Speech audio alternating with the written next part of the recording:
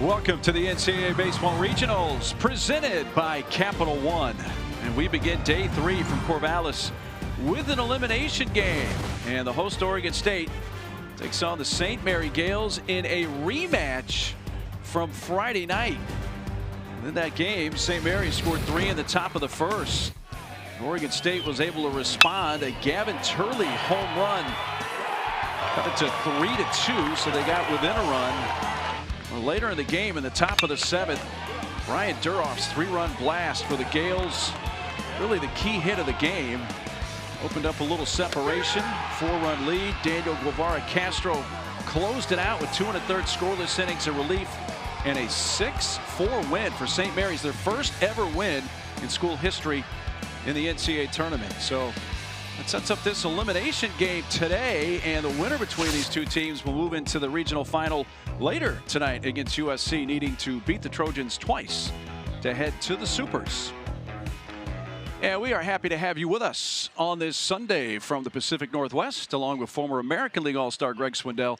I'm Mark Neely. We get the rematch about 48 hours later. What makes the difference today? Well, they've seen each other already, so you know that's going from, I think, you win or go home. Yes. In this one today. So Oregon State, their visiting team, I think they're feeling pretty good with Ethan Kleinschmidt on the mound, one of their 2 aces, 1A and 1B for St. Mary's.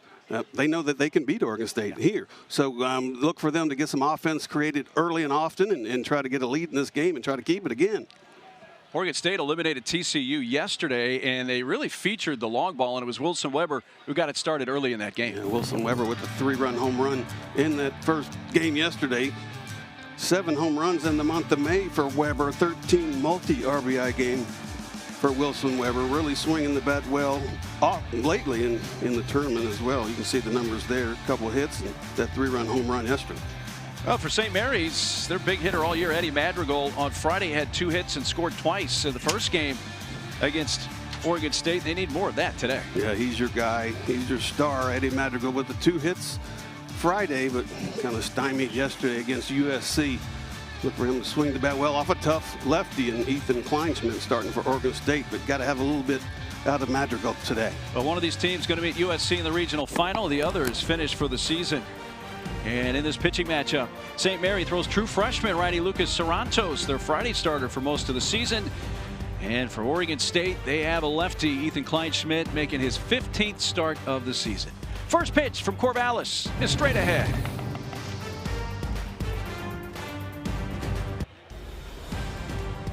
Well, another packed house here at Goss Stadium this afternoon, and the Beaver fans are actually going to get to see their team bat first for the first time at Goss Stadium this year. They are technically the visiting team, so that means we check their batting order with Gavin Turley.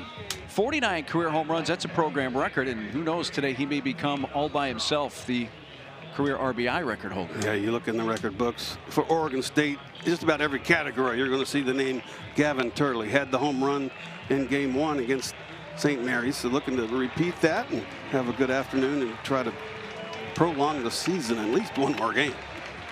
Facing a true freshman from San Clemente, California, Lucas Sarantos for St. Mary's. Yeah, Lucas Sarantos getting the call. Hasn't been a starter all season, but he'll throw the fastball and the slider. It's a good one. He pitches to contact. He's going to give up his fair amount of hits, but not strike out too many. But got to be careful with this Oregon State lineup. They like to hit the ball and hit it far. A 6-4 win for St. Mary's here on Friday night that stunned the capacity crowd. It was the largest crowd in the history of Goss Stadium. The fans here at Corvallis have certainly showed out. Another beautiful day as far as you see, not a cloud in the sky, but notice the flag there in left center field. The wind really whipping around, especially towards right center field. So any ball in the air here, Zeke, towards right center is going to get some help and a push. I think it's going to help it push it out of the park, yeah, but I think pop flies also, with the sun and the wind, could wreak a little havoc today. The Old Glory really waving in the wind here as we get ready to start our first of 2 games today. USC awaiting the winner of this game in the regional final. Will it be Oregon State or will it be St. Mary's? Easton Talt strides to the plate. And the Beavers right fielder steps in and We are ready to go on this gorgeous Sunday in the Pacific Northwest.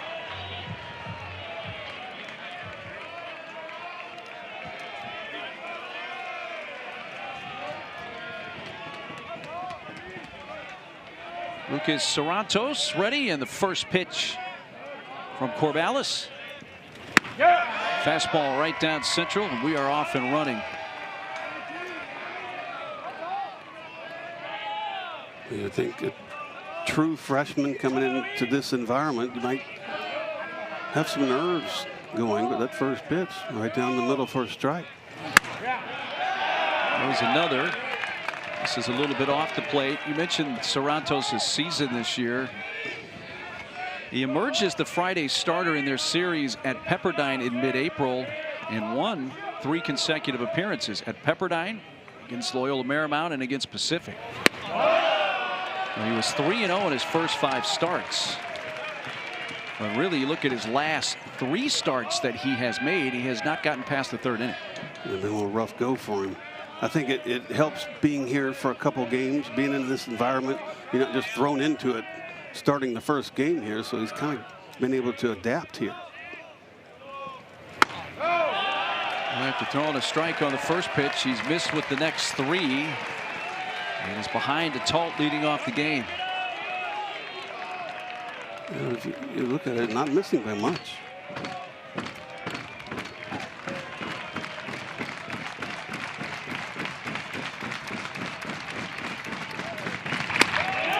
And a 5-pitch walk from Serrantos. Atault is aboard to begin the game.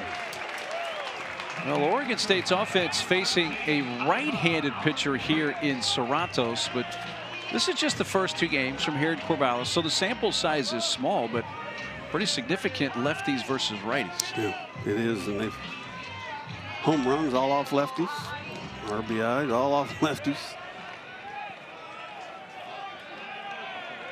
8 of their 14 hits in this regional have gone for extra base hits. 1-1 inside to Iva Arquette.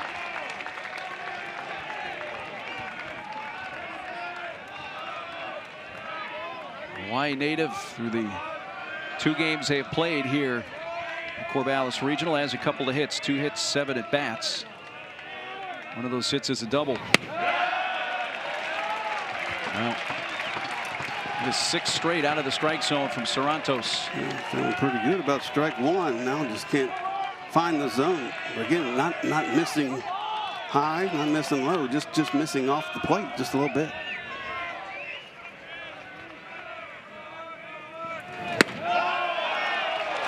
As he get the close pitch there, it was down and away. 3-0. If he walks Arquette on 4 pitches, I would assume, Zeke, that's going to throw up a red flag quickly in the dugout on the first base side. Yeah, you can't afford, if you're St. Mary's today, just to dig yourself a hole early. At the inside corner. No reason for either team to save pitching today in this game. Elimination game from Corvallis, the 3-1 delivery. Instead of check on the runner, and Atault did not have a very big lead. St. Mary's scored 3 in the top of the first here on Friday against Oregon State. Oregon State would like to turn the tables today. Serrantos able to get back and take it to a full count. Came back in with a 3-1 slider.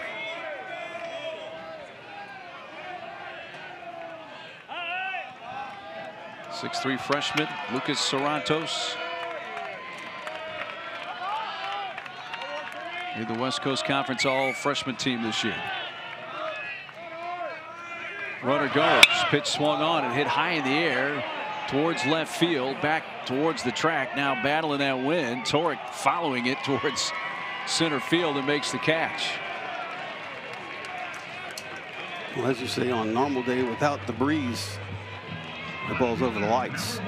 But the breeze did. You see Torek go back to the track and have to come in about 20 or 30 feet to get that one. Wind just stopped it.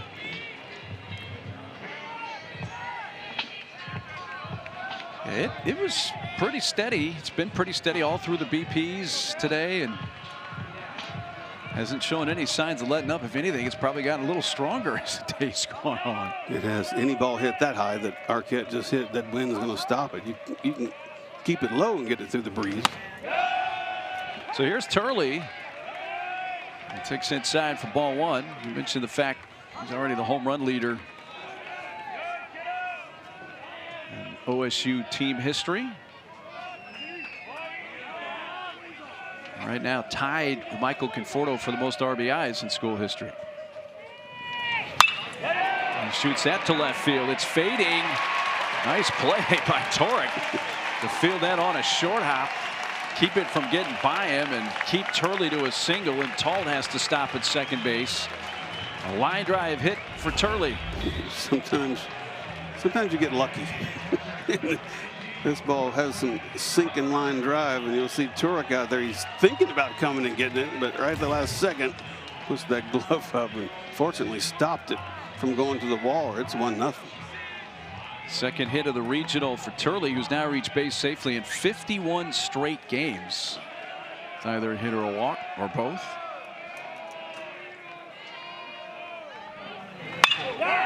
Line, caught, double play, ends the inning. So Weber jumping on the first pitch, lines out to Medham, got the ball to Kashimoto, and they double up Talt. They turned 3 double plays, a season high yesterday in their loss to USC, and they get one early today. You can't guide it once it leaves the bat. The ball hit firmly right to Medham and turns the double play.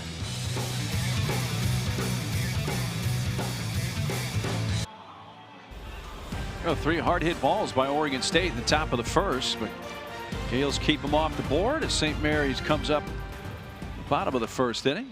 Take a peek at the batting order for head coach Eric Valenzuela, and Jared Medham, the shortstop, doing well batting in the 7-hole. Yeah, 2 for 7 here in the region.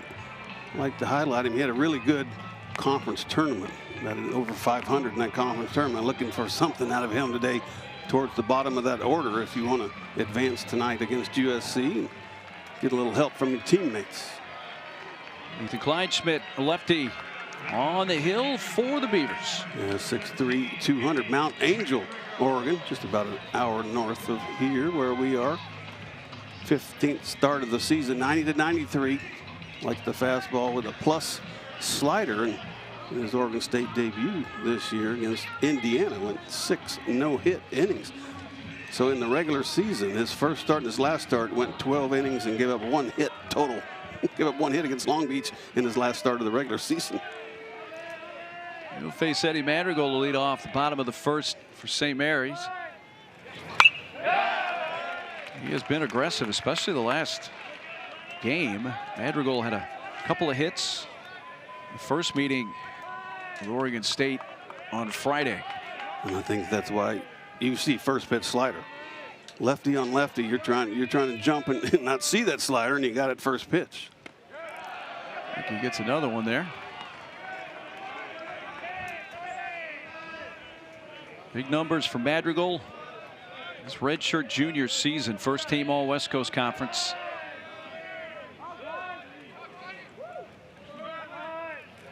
He is related to former Oregon State Nick Madrigal, first cousins, and there's where he ranked in the conference. Also, school history. 88 hits, tied for the most in a single season.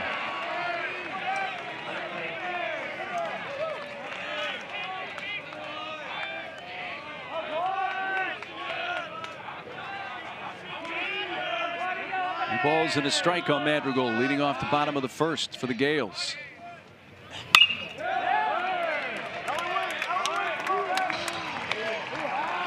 Got 3 lefties in the lineup and a switch hitter, Kashimoto.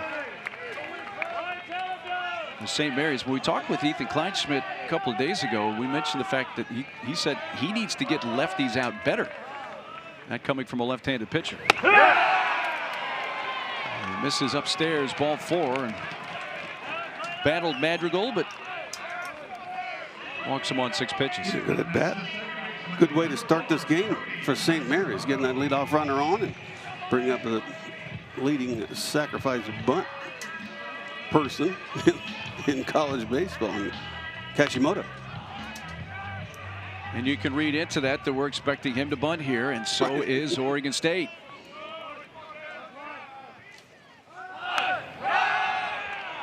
Bunts that way back up into the second level. Don't see that too often from Cody.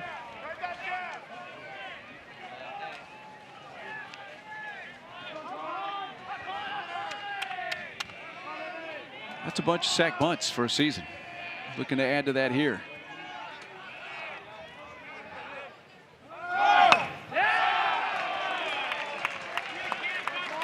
He is so proficient at getting the bunt down. That evident by the 23 sack bunts.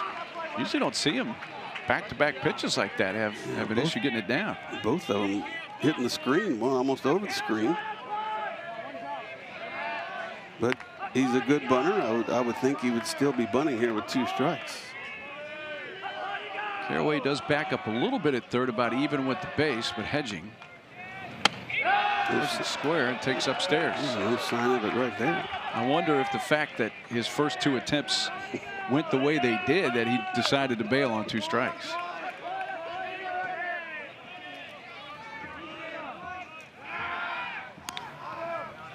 Kleinschmidt thrown over, and I think part of that was just wanting to see if maybe Kashimoto was going to switch back over and square with 2 strikes. He did not.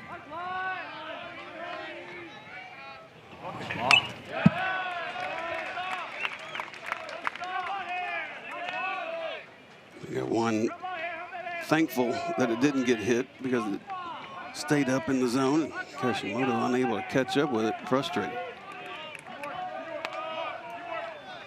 Choke up a little bit on that bat with 2 strikes, just trying to put it in play here.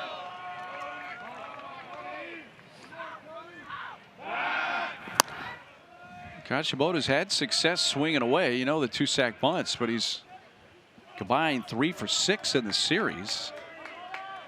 2 hits against USC yesterday. Picked up a RBI on a sac fly. Puts that towards left center field. That ball staying in the air just long enough for Reeder to come in and make a headlong diving catch.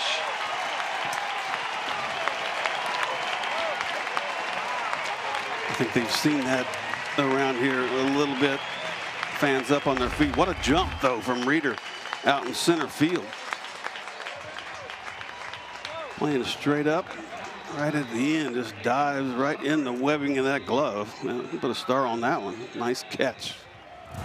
Yeah, potential Sports Center top 10 nominee, and you got the fans here at Goss Stadium coming to their feet, showing their appreciation early in this game. That's the cool thing. I mean, it's the first inning, and you got a dive and catch, and they're on their feet.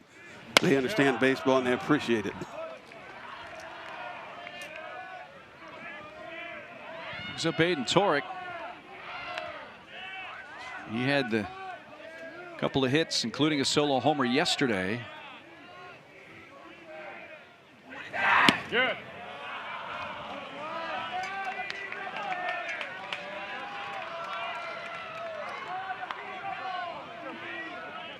Santa Ana, California native, out of Foothill High School. His sophomore season, made 2nd team All West Coast Conference this year. Gets that into the breeze. He's going to push it towards right, and Easton Talt, you don't usually see the right fielder calling off the center fielder too often, but with the breeze that time, Talt, I think he called it pretty early, thinking it was coming his way. They both have the sunglasses, but they're on their hats, so obviously it doesn't, not affecting them out there, the sun. You'd think maybe one was looking into the sun, that's why he called off, but it's not a problem with the shades on the hat. So 2 outs with Madrigal aboard for cleanup hitter Ryan Pierce.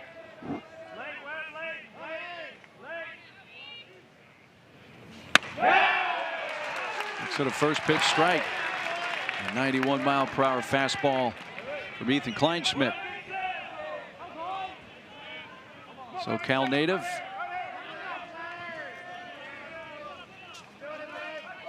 As that open stance closes it up with a high leg kick as the pitch comes to the plate. Did he? No, says Clint Fagan. First base umpire.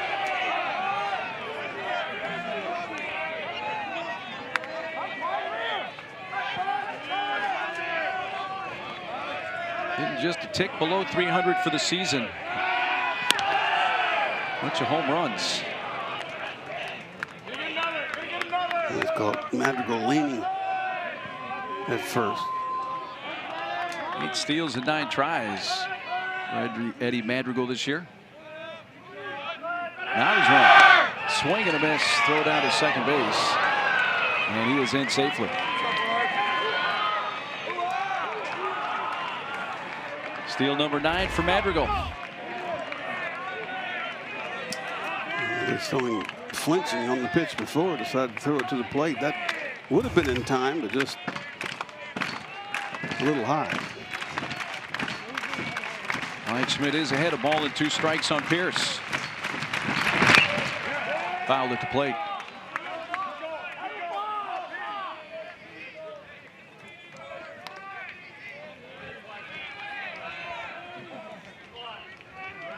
Schmidt taking on Pierce here with Madrigal at second and 2 outs. No score last of the first in this elimination game from Corvallis.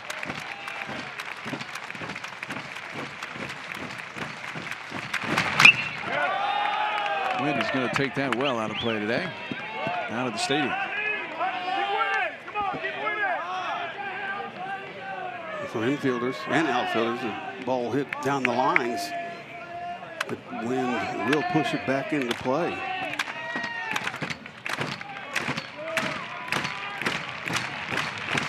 Another 1-2 pitch and another foul out of play.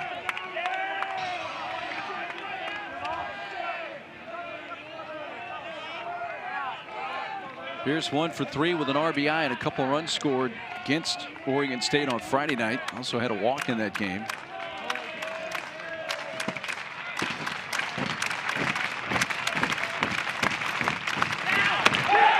Kleinschmidt gets him to reach and chase it. And the first strikeout for Ethan Kleinschmidt. Gales, Strand, Madrigal, no score after 1.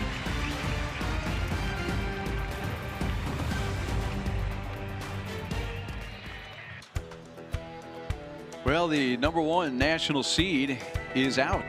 Vandy beaten by Wright State a short time ago, so that eliminated the Commodores.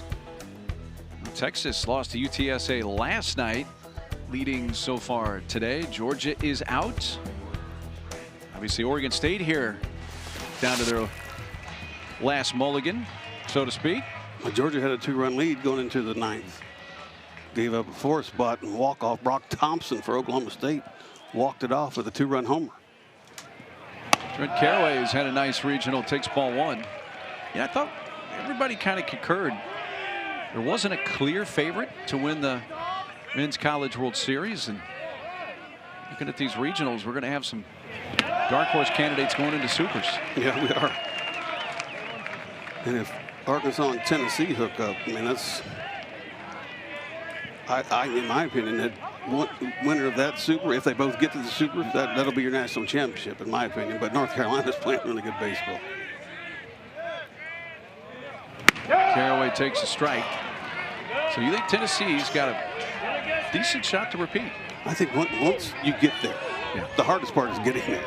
And to get in the supers, if they get there, they got to go through Fayetteville. Possibly. Caraway takes a strike.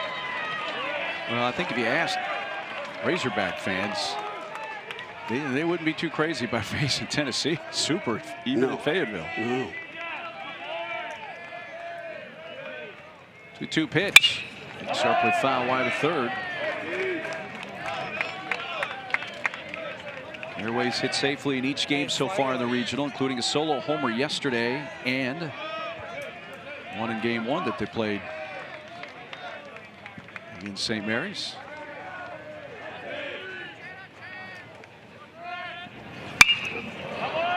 Another one hard but foul over on the patio.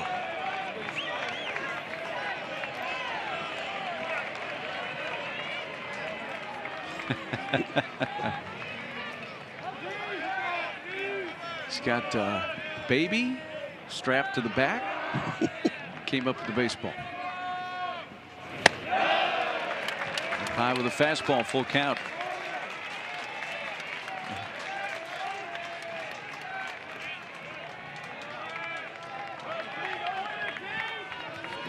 Maybe in the backpack was nice and shielded at least. Yeah. Hopefully he didn't duck out of the way of it when it came over there. Good plate appearance for Carraway, who had some good swings. He works a walk. Second one handed out by Cervantes. Really, it is an uphill climb for both these teams now in the elimination game here. But if you're Oregon State, just look at 7% of regional winners lost their opening game. Quarter of the 1 seeds lost their opener, won a regional. So losing that first game makes the ride a lot more difficult, no question. Another one, look out. Pulled foul. Nate Huber.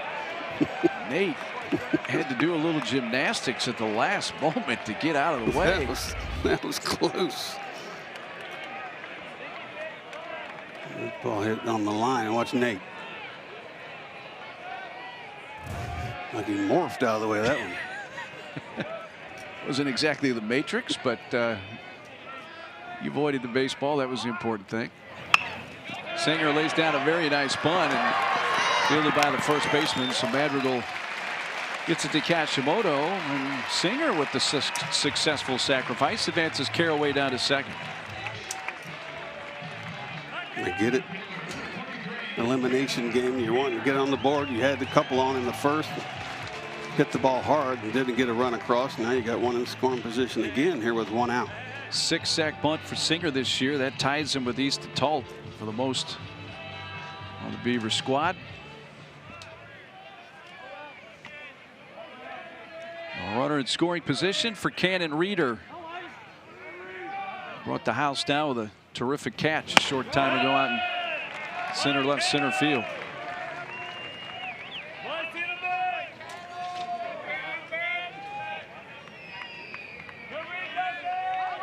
Summit High School in Bend.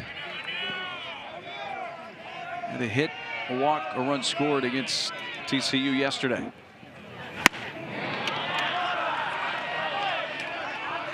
This little bender from Cervantes. I was curious how Cervantes would come out. He gave up 3 hard-hit balls in the first. Got a double play to get out of the inning on a line drive. He seems to be, does he look a little more confident here in the second? Looks a little more confident, but both first and second leadoff hitter got on with a walk, so he's getting himself in a little trouble. Stressful pitches with runners on. I think his body language kind of says, okay, I'm in the game now. Let's take this as far as I can. And that's the thing, when you get to this point, who has the most pitching? Can your starter give you 5, 6? You let him, if Cervantes is out there and he's pitching well, you let him go 100. I mean, you have to keep letting him pitch to save arms for the next game if you win this. Armstrong able to block that up the third base line, but it kicked so far up the line he didn't have a realistic chance to get Carraway going to third.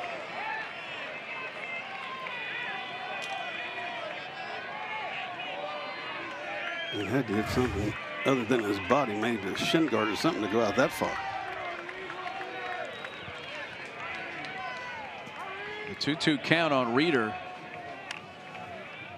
This changes the approach for Reeder right here, and it's also going to change the defense. Late they come in, and that's a deep fly to center field. That's going to get the run home without a problem. So they make the wild pitch hurt. Just a pitch later, Carraway scores on a sac fly from Reeder. His 31st RBI, 1-0 Oregon State. That's all you wanted to do right there. Put the ball in play. Put the ball in play. You got to run and hit easily deep enough to score.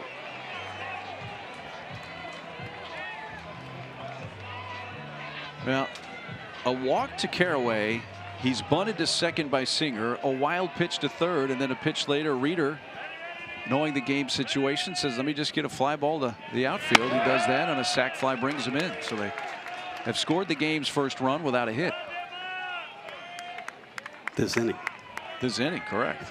Did have a hit from Turley last inning. Drew Macias getting the start as the DH today. He has played in each of the first 2 games of the regional. He came in against TCU yesterday. Had a base hit in his only at bat. Was 0 for 1 in the first game against St. Mary's off the bench.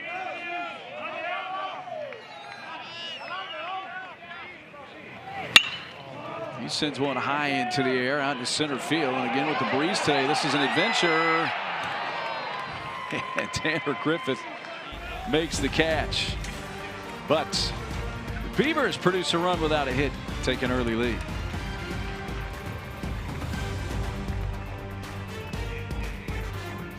Well, USC is already awaiting the winner of this game in the regional final. 32nd time USC to make the regional final. First time in 10 years, though. Oregon State's trying to make it for the 17th time with a win here today. And it would be their 5th straight. St. Mary's trying to join that party for the first time in school history. There's always that Cinderella story. You never know. 5, 6, and 7 hitters up. First pitch strike from the lefty Ethan Kleinschmidt.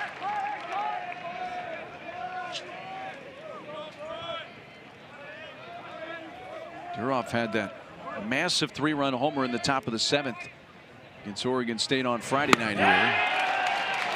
He falls behind quickly 0-2. Well, at the time, it gave him the 4-run lead.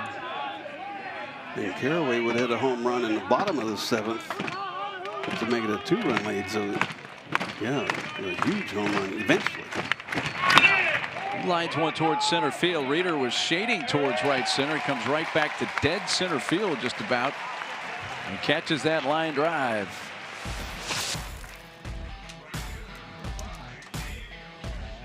Well, USC awaiting the winner of this game approximately 7 o'clock Pacific, 10 Eastern time. Depending when this game ends. But whoever it is, whether it's Oregon State or St. Mary's, they're going to have to beat USC twice. Once later tonight and then once tomorrow.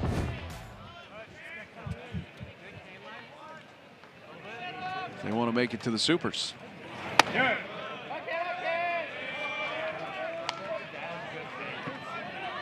Diego Castellanos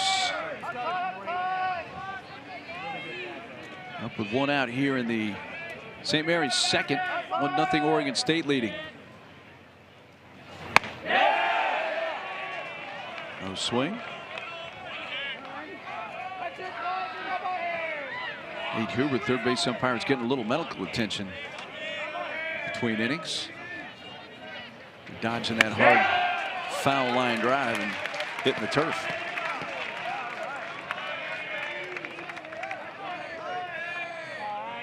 Kind of looking at his right ring finger, so I think Nate's okay. He'll make it through the day.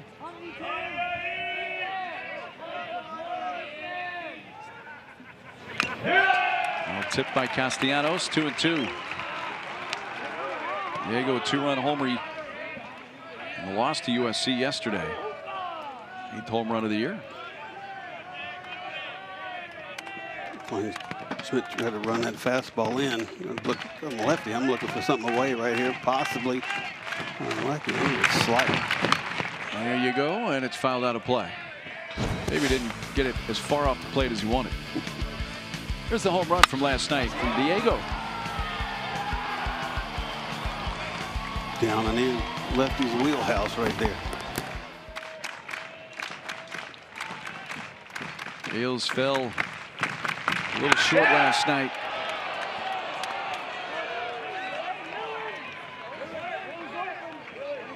Castellanos now with a 3-2 count. Freshman Kleinschmidt spent a season at Lynn Benton Community College, just a short distance away here. You can get there in about 10 minutes in Albany. All 4. 1 out walk, 2nd walk allowed by Ethan Kleinschmidt. Both the lefties. Both the lefties indeed. Shortstop, number 45, Jared. And he had told us, what, a couple days ago, he needs to do a better job of getting lefties out. I think sometimes it does. It gets in your head where you think, I have to get the lefty out, and then all of a sudden you're not getting the lefty out. Both base runners today have been walks, and both left-handed. Jared Medham, the shortstop. Being a left-hander in the big leagues, did you at times have that thought creep in your head like, hey, I'm a lefty, I'm supposed to get this left-handed hitter out? They're a little better hitters. Yeah. You can make really good pitches and not get them out, and make bad pitches and get them out. When I got traded to Boston, I became a lefty specialist, so they say. That's when I kind of got in my head a little bit, because they're bringing me in to get lefties out. Well, wait, 14 years I've been getting both of them out. But now I just have to get lefties out. Fouled away by Medham.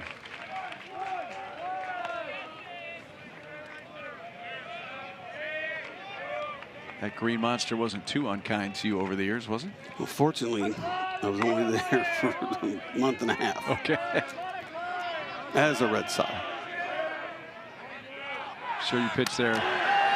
Close getting back to first. All your years Cleveland? Yeah, Fenway wasn't good. Wasn't my friend as a starting pitcher. Bet not.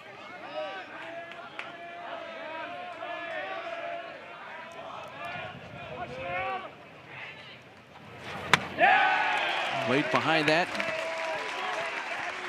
Adams behind a ball and 2 strikes. 1 for 3 with an RBI Friday against Oregon State. 1 for 4 against the Trojans yesterday. Jared Medham.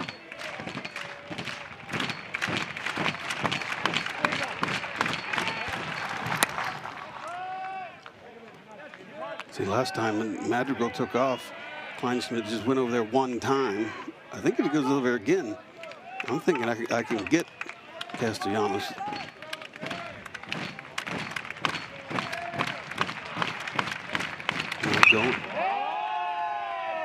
Yeah, the first baseman Peterson's playing about a step off the bag, and just a tad bit in front of the base.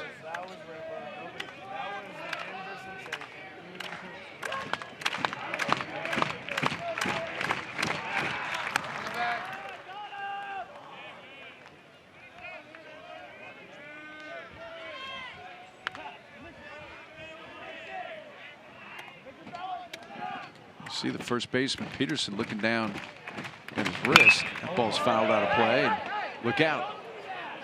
Up in the suites. Off the suites and back off the screen. Down the first base line.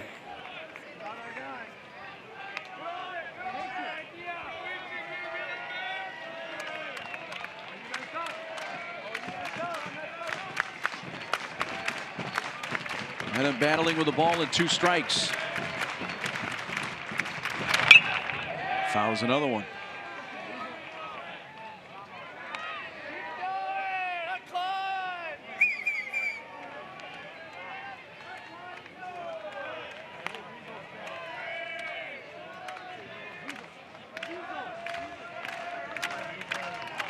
Thirty-ninth pitch of the game. And Kleinschmidt, and he gets Medham lunging and strikes him out for his second K of the game. His first strikeout finished similarly against Pierce the same way. We talked about the fastball and the plus slider. Occasionally he will throw that one through 2 to Medham. The changeup had him reaching for it.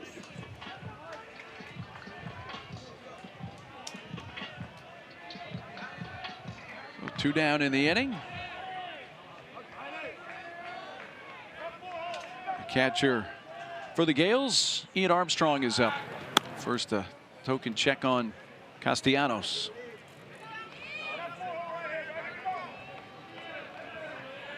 I'm going right here. Think so? Yeah. I got to get a good jump if it's me, but I think he can get him. And he is going. Swing and a miss. Throw down to second base. There's the throw. Got him. Took a perfect throw from Wilson Weber. A little better than the one in the first inning. It had a good jump as soon as Kleinschmidt lifted the leg, but strong throw by Weber to end the inning.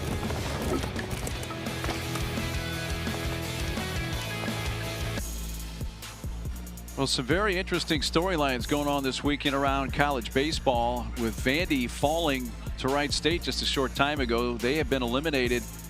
They're the #1 overall seed, and they're the first 1 seed to miss a regional final since this regional super regional round began in 1999.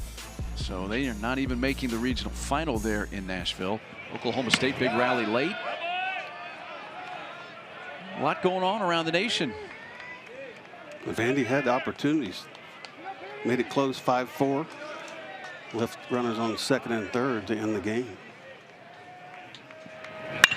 Ground ball towards third. That's through the hole. And Tice Peterson, 9-hole hitter, leads off the 3rd inning with a base hit. He's second of the regional.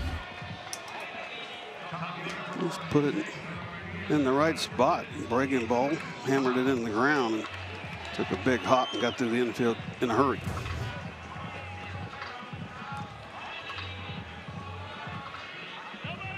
I'm Kashimoto. I'm coming in a little bit here. We've seen Easton Talt pull one with him. A bunt. Right now it works as good as a sacrifice. Yeah, he pulled that off earlier in the regional. Did so against a left-handed pitcher. He likes to call the pitch after it comes in. He looks over at the bench and gave a changeup motion. He doesn't wait to come back and on the way back to the dugout after he's either run the bases or give that information. Yeah.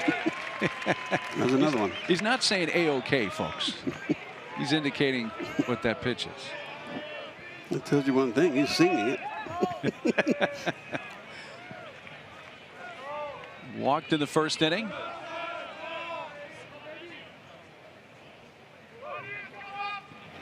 I don't think he needs to make a motion for the fastball, does he? So, yeah. A good one at the knees.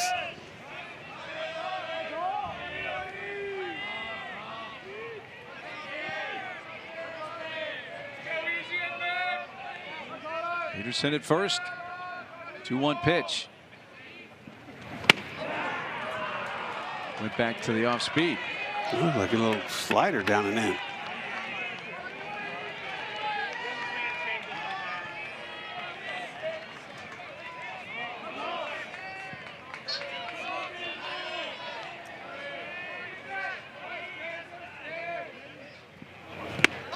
Went right back there, and Talt swings and misses and strikes out.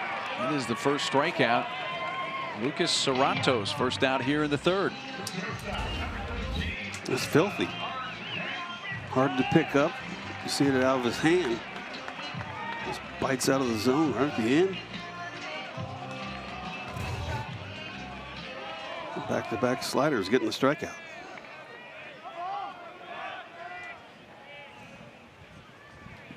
Arquette up. First pitch strike.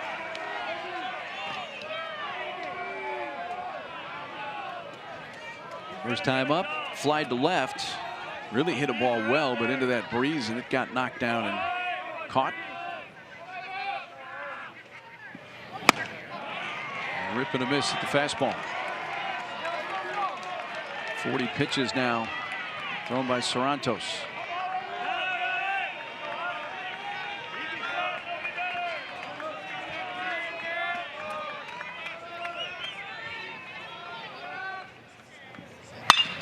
Ground ball towards short and unable to come up with it. Met him. And everybody's safe. Well, a team that turned 3 double plays last night, a line drive double play earlier today, looked like that could have ended the inning, but does not. I think he was going to try to be a little too quick getting rid of it. That was not tailor-made, but should have made that play right there and at least got 1 out. Looked up just at the last second, got underneath him, and now you got Gavin Turley to contend with it with a couple on. And a base hit in his first at bat.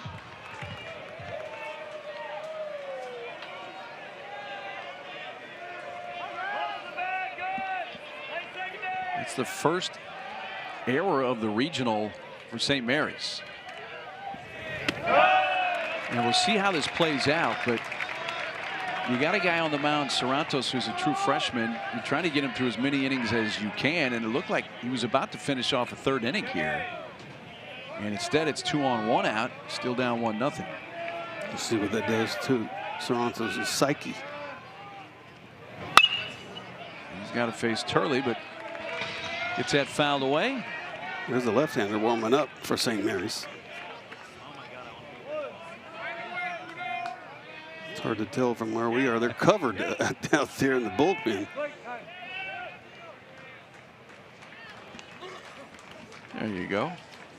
So Talon Gardini again. Offensive timeout here for Oregon State.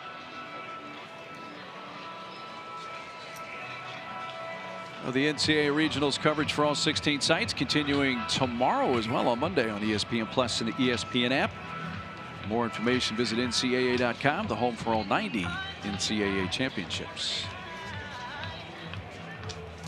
We'll see if we're still playing tomorrow as well, and how many, if necessary, Game 7s are going on around the nation.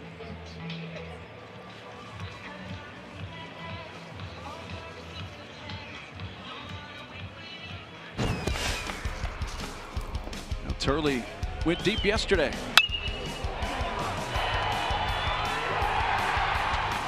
With that breaking ball, hit it out just over the wall and right. Cut the lead to 1 in that first game against St. Mary's. Yeah, that was Friday, wasn't it? I've lost track of the days. That was 2 days ago. It's easy to lose track in this beautiful weather. It is. Got a chance here to jump past Conforto for the school record for career RBIs. And that hit him. Got his jersey. And now the bases are loaded.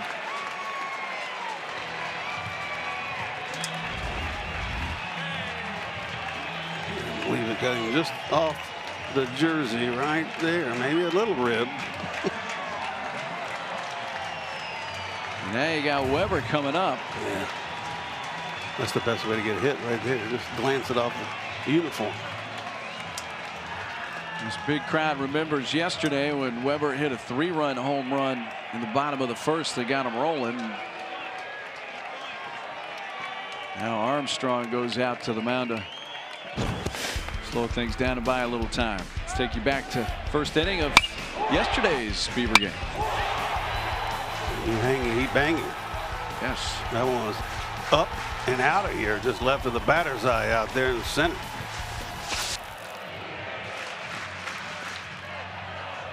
Eliminated TCU in that game. Now it looked like Coach Valenzuela's team was going to have a chance to get out of this inning. And as it turns out, it looks like Cervantes isn't going to get out of the inning.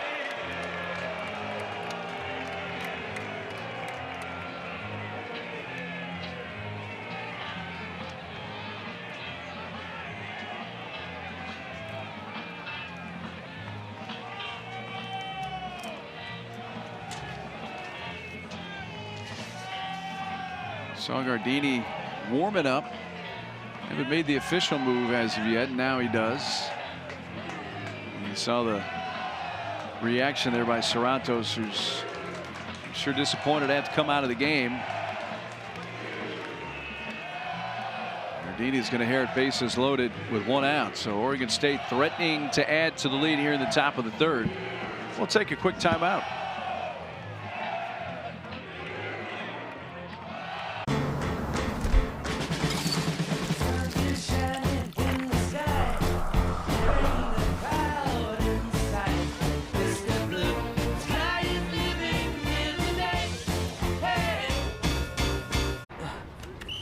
Jeff, you good? Yeah, 1 sec.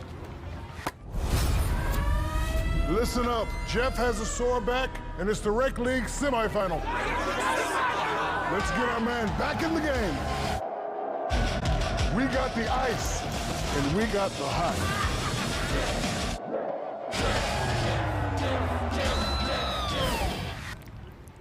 Ice works fast, heat makes it last. Icy Hot, you're so back.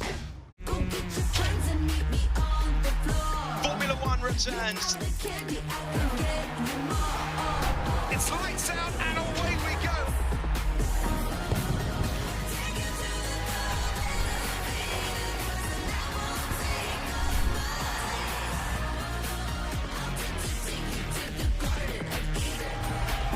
all season long on ESPN, the exclusive home of F1.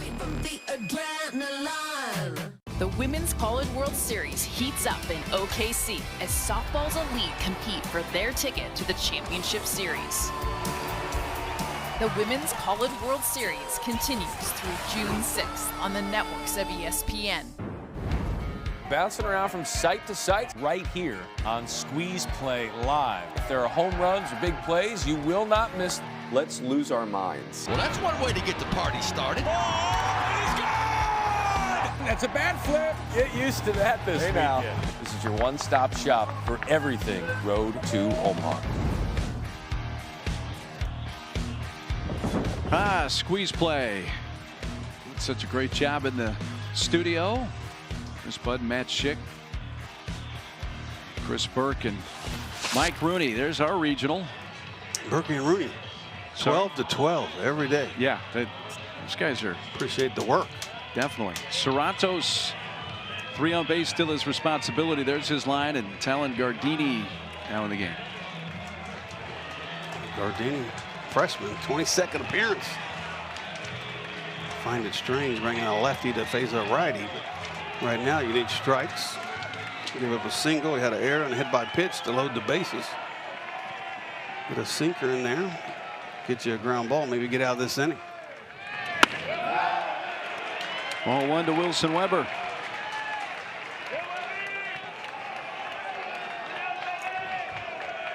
The 3rd inning for Oregon State's been a big inning really all year. They've outscored their opponents 85 to 20 in the 3rd inning this year.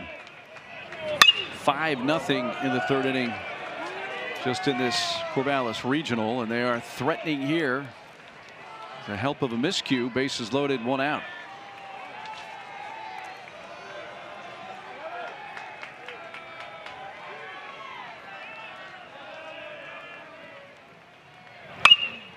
Bouncer towards short. Met him. Long toss out there to first. Won't be in time.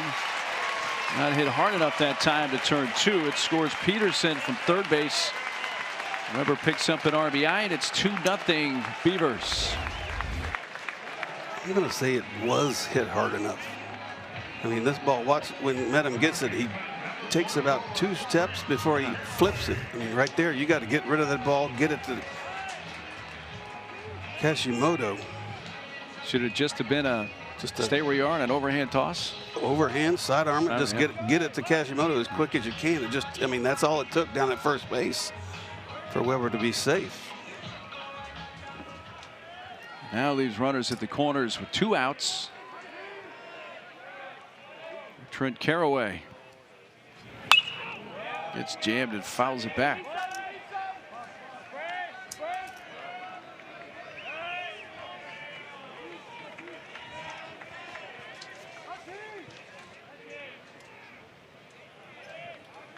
Trent walked and scored an inning ago.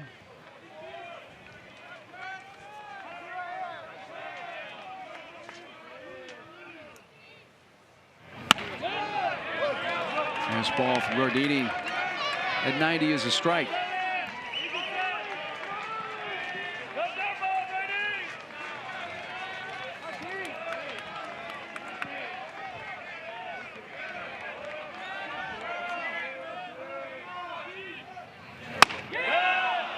Well, put that fastball where he wanted on the inside corner and didn't miss by a whole lot.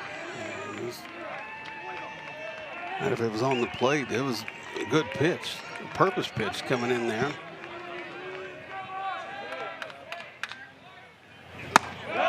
Goes right back in there. I'm impressed you got a lefty who was up 0-2 and busted the right-handed hitter in now twice here. That time with the slider.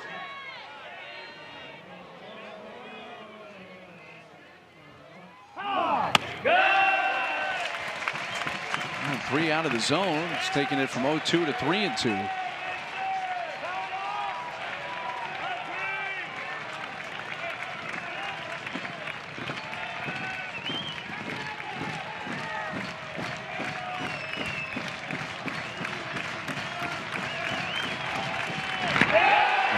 And that's going to reload the bases. And Gardini got ahead quickly 0-2. Carraway walks for a second time, and they'll be loaded for A.J. Singer. Extends the inning. Give good hitting teams as Oregon State extra opportunities to drive runners in. They will. Bases loaded here with 2 outs in the third and 1 in.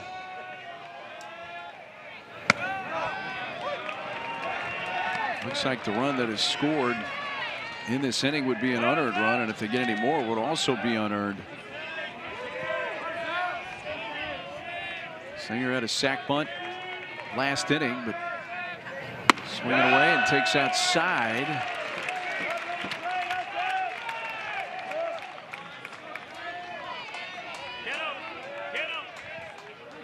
Get the feeling if you're St. Mary's here, Zeke, you're kind of in the danger zone right here. A big moment for both sides.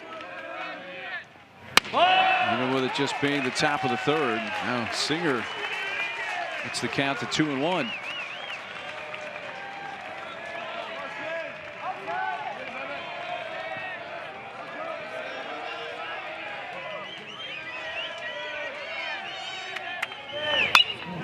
Fouls it back. Singer had a solo home run. It's TCU yesterday. Winner of this game is in the regional final against USC.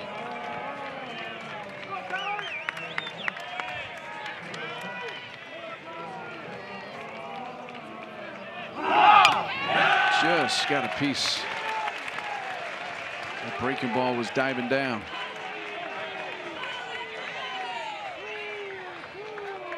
Had more success coming in as far as strikes and getting swings. He's away, just been tailing too far.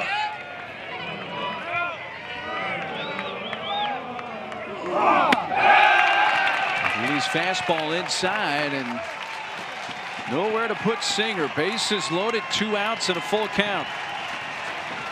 Yeah, you got to throw it right down the middle. Take a chance right here that he hits it at someone.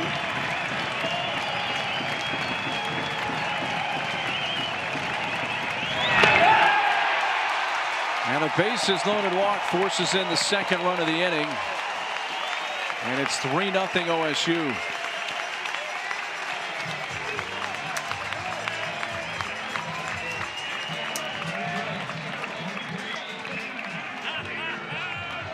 Can't defend walks.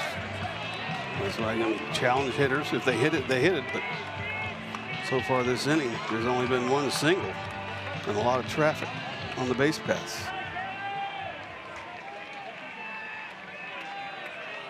Now they're loaded for Reeder. Still 2 outs. Taken all the way. I don't think he's bunting, squeezing with 2 outs here.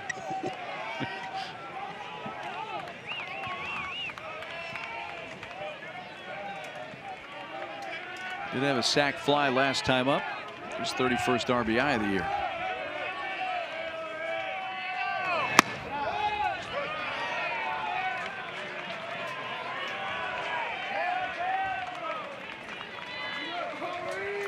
Nothing. Beavers, top of the third.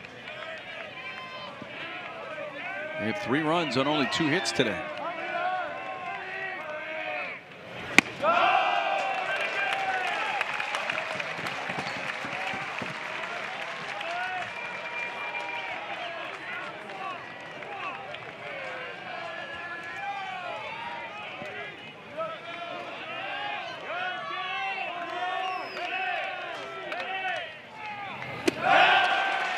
Almost hit him.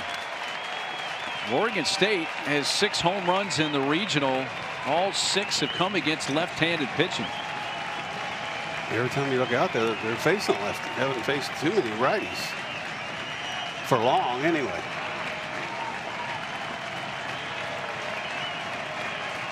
This crowd sensing more. 3-1 pitch. Went up after it. Hits a high fly down the right field side. Castellanos in fair territory makes the catch. Reeder flies to right. 8 batters come to the plate. Oregon State scores twice to take a 3-0 lead. When we come back, we'll visit with Dax Whitney of the Beavers. Where are all the animals, Dad? Don't know, kiddo. Just not our day. It's a rare thing when someone you've been with for so long finds a way to surprise you. It's like discovering E-Trade's easy-to-use platform now comes with expert insights from Morgan Stanley to help you navigate the markets. Mom can speak walrus?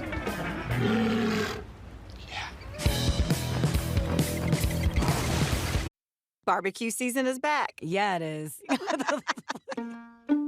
Hey, it's Ellen. And this is Sarah Beth. And a little thing we love about the Chick-fil-A Smokehouse Barbecue Bacon Sandwich is that zesty barbecue sauce. I love that it was a little sweet, a little tangy, and with the mac and cheese, I feel like I tasted the brown sugar bacon first. It was the absolute best combination. Pro tip, 3 sandwiches are always better than 1. Real guests paid for their testimonials. Elimination game from Corvallis. 3-0 Oregon State lead as we go to the bottom of the third. Let's welcome in Dax Whitney, starting and winning pitcher for Oregon State yesterday as they eliminated TCU. We had a chance to talk with you after the game. You went 6 innings, 4 hits, 2 earned runs, career high 12 strikeouts. And what was it, 104 pitches, I believe? 105, maybe. 105? Okay, not that you're counting, but how you feeling after that? Good. I feel really good. Good rest last night. How's the body responded? Absolutely, yeah. Body feels good. Played catch today, and I felt great. So, anytime you wake up the next morning and you got a W next to your name, that's always refreshing. Yes, sir. Always. What's the attitude of the team coming into this elimination game? I mean, it's war, but we got to stay loose. We got to bring the energy, and our backs are against the wall, but they have been all season. So we're just going out there to do our thing. Ian Armstrong leading off here. St. Mary's hits the first one in the air, fouled on the right field side. We've been talking about the breeze today. I mean, you've been playing here all season. How does this compare to the other breezy games this season? I mean, every time I look at that American flag out there, it's moving a different way. So the wind patterns are just a circle right now. So that's not too normal. What's your scouting report on your teammate out there on the mound?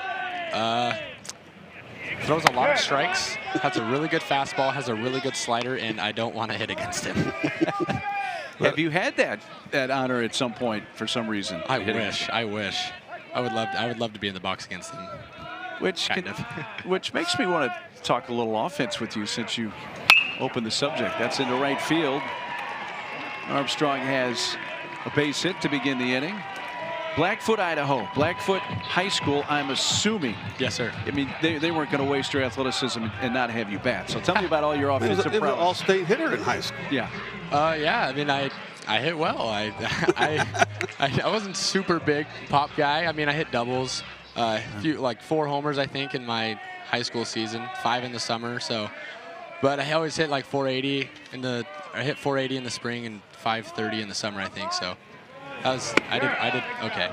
Yeah, but you had a .27 ERA. So yeah. So nobody saw the average. So if you were pitching, were you always DH, or did you play another defensive position at times? No, during high school I always played shortstop, and then summer I played center field and shortstop. Gotcha.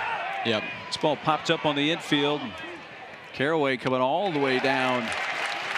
Aldolf Weber makes the catch in fair territory. We were talking to you during the break, and I was going to see how well you know Idaho. I assume you were born and raised. We know you're from Blackfoot, but your whole life in the state of Idaho? Yes, all right. Sir. All right. They're easy, and they might get a little tougher. What are people from Idaho called?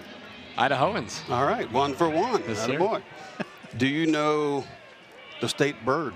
The bluebird. What kind of bluebird? Oh, wow, you're getting that picky? Well, it's a mountain bluebird. Mountain bluebird. Yeah. Mountain bluebird. That's a pretty bird. I looked it up. It's Madrigal in the air. Third base again. Caraway makes the catch. 2 outs. You got some other. I'm going to count. That counts. You're 2 for 2, by the way. Okay, thank you. I'll take that. 2 for 2. What, the state tree? State tree. No, I don't got that one. The western white pine. Yeah, I didn't have that one. The state nickname? The Gem State. Okay. The Jump State? Gem. Gem State. Oh, there we go. Gem State. You're the outdoors guy. What about the state fish? State fish. I don't know. You have a lot of them in the streams and rivers up there. Is it a trout? Trout. We'll give it to you. Okay. Cutthroat trout. Cutthroat. All right. And then I'm going to ask you, have you ever been to the Idaho Potato Museum? That is actually probably 6 minutes from my house. Right. Yes, and sir. you've seen the largest potato and potato chip? I have, yes. Very interesting. I find it interesting. Yeah, it's pretty cool. What do they charge approximately to get into the Potato Museum? It's like $4 or something. Oh, nice. Yeah. Nice. Economical. Yeah, for sure. Hey, I'll ask you one, and this is just off the cuff. Who is the most famous Major League Baseball player to ever come out of the state of Idaho? Ever? And this is subjective for certain. I don't think there's I don't, yeah. I know, I think Manzardo is from Idaho. For the Guardians, maybe? Okay. I'm not sure, though. We can try to verify that. I was going way far back, and you might know the name, you might not, but Harmon Killebrew. Oh, yes, I did know that. Yeah, that's Harmon right, Killebrew, Hall of Famer. Yeah. Passed away not all that long ago, yes. They all say that that's his likeness on the MLB logo. They did, yeah. The original MLB logo was supposed to be Harmon hitting. Yeah. That's cool, yeah. I played with a guy, Ken Schramm, who was from Idaho. Kenny Schramm. 1986 All-Star. All right. Yeah. Now you know a couple. Good. Yes, perfect. If I ever get Idaho trivia again, I'll have some more stuff to say. I'm going to say you've aced this. So. All right. Hey, you guys are still having class, right, for another couple weeks here? Yeah, another couple weeks. Yep. Everybody else, it seems like they're out of school, but we're still going. So. On the double time. On the quarter system. Yep. Kashimoto swings, hits a high fly towards left field. And Turley coming in a few steps and makes the catch. That was 3 quick outs. Dex, nicely done. We appreciate your time, and you aced your own state trivia. Absolutely. Thank you, guys. We'll give you a bag of chips. Yeah. Potato chips. You're done. All done. Thanks, Dex. Awesome. Thank you.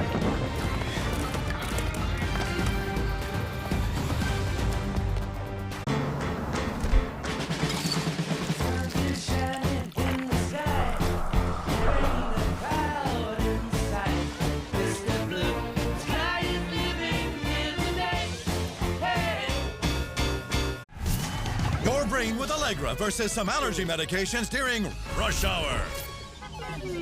Some allergy medications can make you drowsy.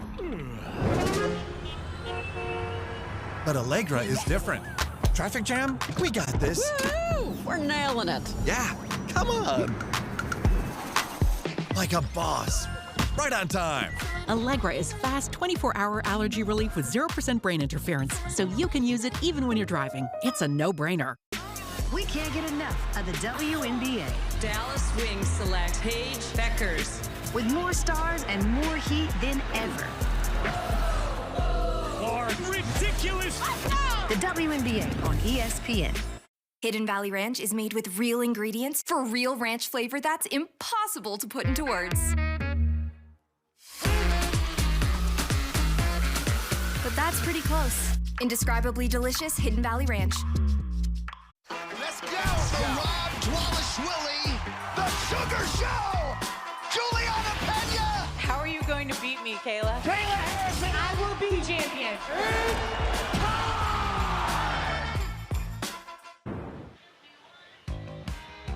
USC's already in the regional final here in Corvallis. They're awaiting the winner of this game, which is an elimination contest between the 1 seed and the number 8 national seed, Oregon State, and the 4 seed St. Mary's. If one of these teams is able to win this game, go on to beat USC later tonight, that would set up a decisive 7th game tomorrow. Killing me, Smalls. You're killing me, Small. That's awesome. That qualifies as a baseball move, no question about it. Sandlot, how can it not be? Every child, every kid can kind of relate. Playing the baseball, and then what was the big dog's name? Oh yeah, he was. I call him Cujo. He was big and ugly.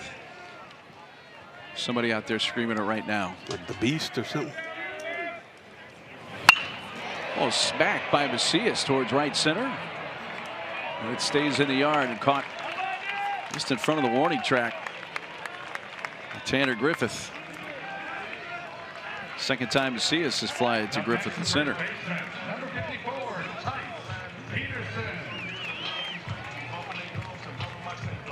3 runs on 2 hits for Oregon State. No runs, 1 hit, 1 error for St. Mary's. The 2 runs scored by Oregon State in the 3rd were both unearned. As Peterson began last inning, the 3rd with a base hit to left. And would score the first Oregon State run in that inning. The only hit of the inning. They sent 8 batters to the plate. Waldeck's getting up and loose. A right-hander in the bullpen for St. Mary's. That ball's hit deep to center field. Griffith back once again and at the fence, leaps, but no chance to get that one. Just to the right of the hitter's backdrop. Peterson with his 4th of the season. That's now 7 homers for Oregon State in the regional, and all 7 have come against Southpaws.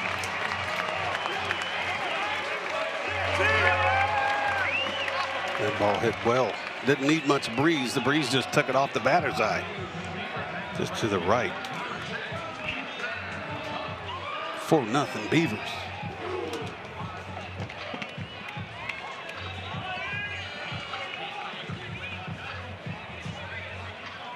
A solo shot. Peterson's 14th RBI of the year. Top of the order, Easton Talt takes a strike. He's walked and struck out so far. 90 homers now on the season for the Oregon State team.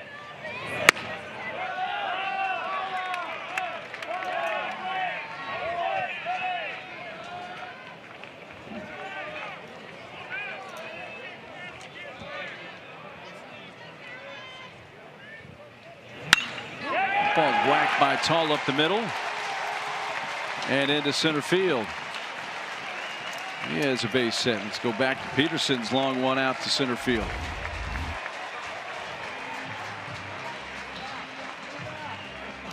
He went down and got it. Strong swing. It doesn't matter how far it was going to go off the bat. Sounded good. Started straight away, and then breeze just took it right to the batter's eye. He had a 2-run home run against TCU yesterday, so he's doubled his home run total in the last little more than 24 hours. From 2 to 4. And head coach Eric Valenzuela comes out, and he's going to make a pitching change and bring in their 3rd different hurler of the game.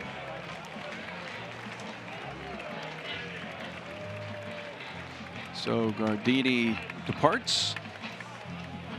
And we'll take a 1-minute timeout.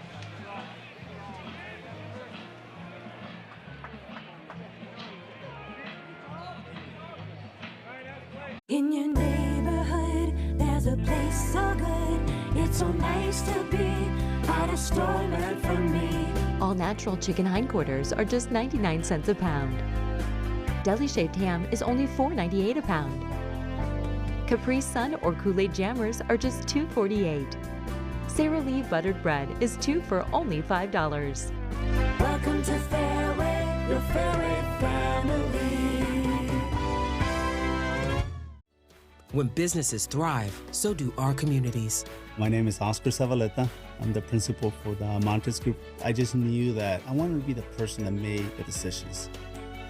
Without Bank of America, the growth of our company would have been difficult. The way I look at it is Bank of America is one of my partners. Unlock new possibilities for your business and community. What would you like the power to do? Bank of America. Contact one of our local business specialists at bankofamerica.com/local business. Welcome everyone to Omaha, Nebraska, home of the College World Series. 'Cause here I come, I wear it all on my sleeve, so everything you see shows you where I'm from. Bolts back and makes the catch! Somehow hung on! Back-to-back jacks! More, can you believe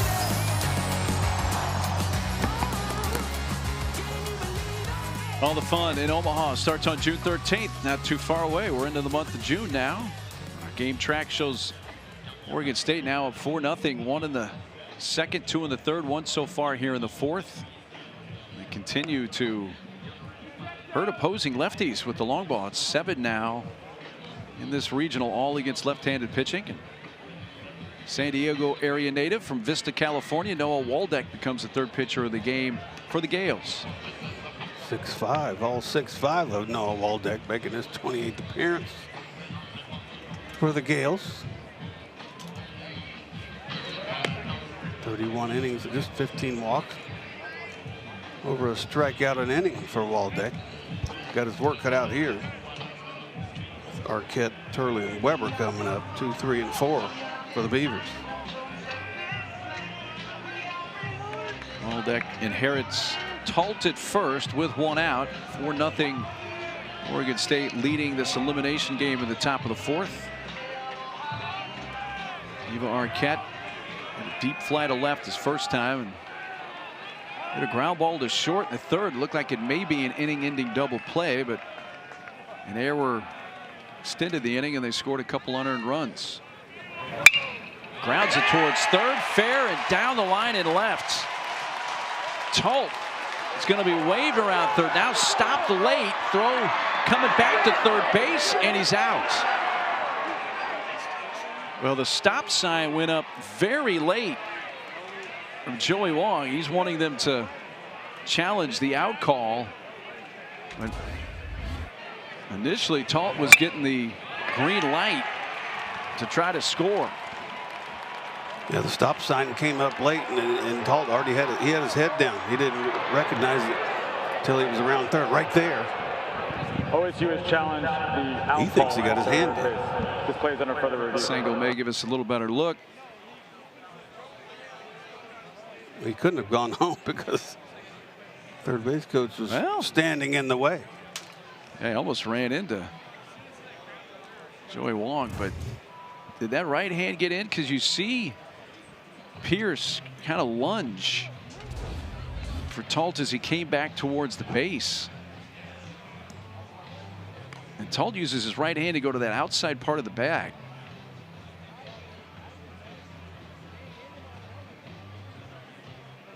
He went to tag the left hand and he reached for the bag with the right hand. This will be a good angle right here. He went to tag the left. Did the right one get in there? Still hasn't been a tag. Now, hard to tell when the tag happens because he screens us. Again, to overcall the call of out on the field, it has to be indisputable video evidence to overturn it. I don't think we have seen that as of yet.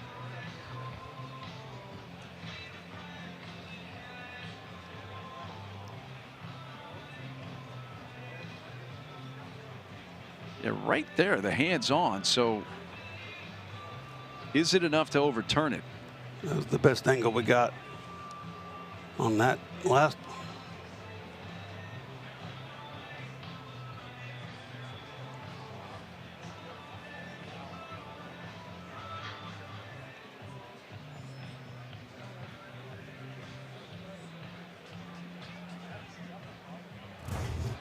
Didn't take long. All right. So the Pittsburgh Command Center for video replay has the answer. After review, the call of out stands. Oregon State will have 1 remaining challenge. All right. They lose a challenge, use and lose it. Just don't think there was enough on the video to overturn the call of out. So as they said, the call stands. And so when you break down that play from a third base coach standpoint and a runner's standpoint, where'd the breakdown mainly occur? Obviously, the stop sign came up late. Yeah, he was trying and looking as long as he could to see if there would be a bobble or something, and the stop sign came up. And by then, I think Easton Talt already had his momentum and everything going, and just couldn't stop in time to get back. So they put Turley on.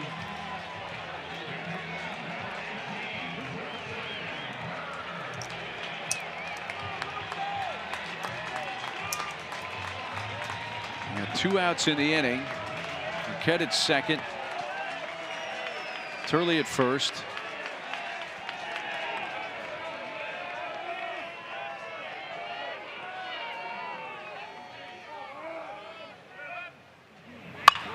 Slow ground ball to third. There's a force out there.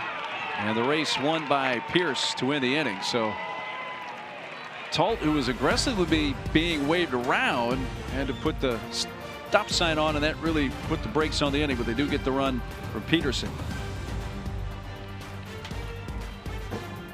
In your neighborhood, there's a place so good. It's so nice to be at a store meant for me. 80% lean ground beef is just $4.88 a pound. Athena melons are only 99 cents a pound. Lay's kettle cooked chips or rolled gold pretzels are just $2.88. Tyson chicken is only $6.98. Welcome to Fairway, your Fairway family. Barbecue season is back. Yeah, it is.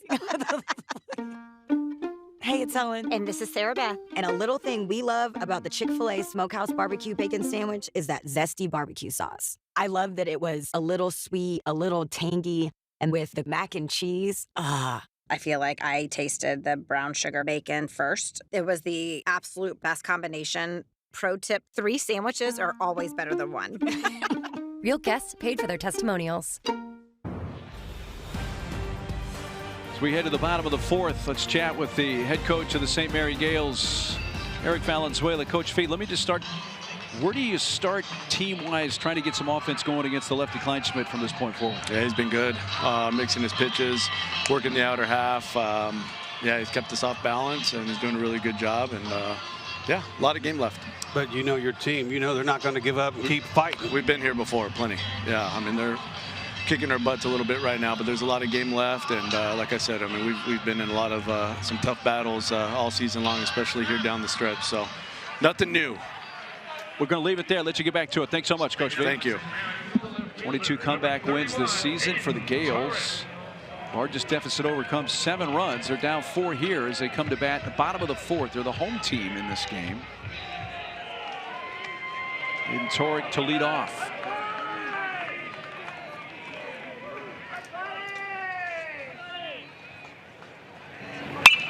Jumping on the first pitch, hits one high in the air towards right center field. Reeder trying to stay with that breeze. He makes the catch. 1 pitch, 1 out. Well, ESPN, your home for the NCAA College Baseball Regionals, and for around-the-clock multi-game coverage, scan the QR code there on your screen, and ESPN Plus subscribers can gain access, expanded coverage with Squeeze Play. Chris Budden and Chris Burt, Coach Rooney, all busy. Do a great job on Squeeze Play. They had 5 games going at one time this morning when I was watching. It was awesome. And I would say not the weird thing and not the funny thing about it is they're loving it. Yeah. No. I mean, they're in there, and I mean, I would like to have 5 or 6 games in front of me going. Watching baseball? Yeah. All day and night? Yeah. Not a bad gig, but they all do it really well. Matt Schick jumps in there as well as host, but Runes and Berkey, man, they're gamers. They're gamers. Yeah, doing overtime. And a great job at it. Ryan Pierce brings back from a ball up and in. Other than Castellanos getting thrown out at second, trying to steal, and 2 strikeouts, everything else off of Kleinschmidt has been in the air.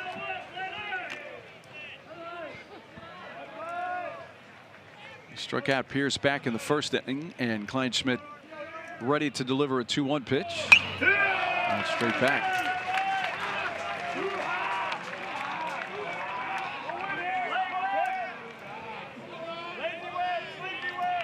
I think the Beaver fans are happy with that line to this point. He's got 6 quality starts this season, leads the team for the Beavers. Quality starts, 6 innings plus 3 earned runs or less. He strikes out Pierce for a 2nd time in the 3rd K for Kleinschmidt.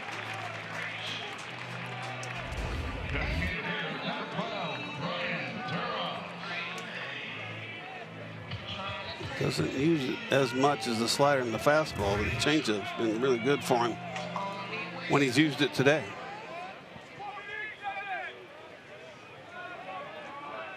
With 2 outs for the DH, Brian Duroff.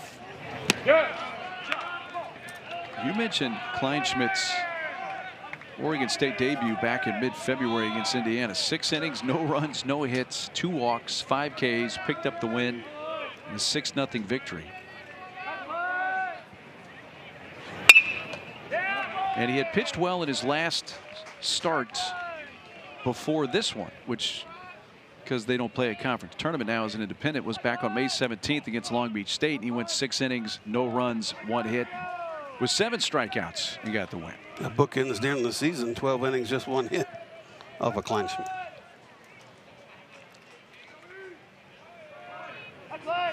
Yeah. 3 losses this season for Kleinschmidt. 1 in February against Minnesota, 1 late in April at Oregon, and then 1 in early May at Hawaii.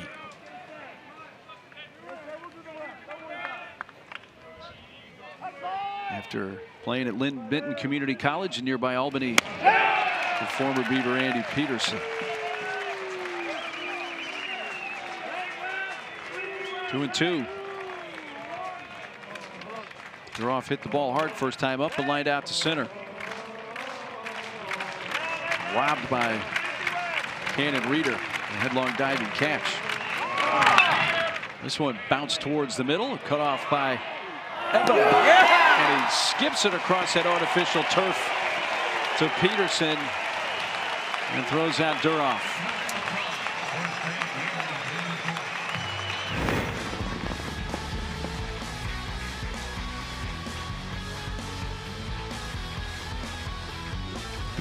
Big hop up the middle, use the turf.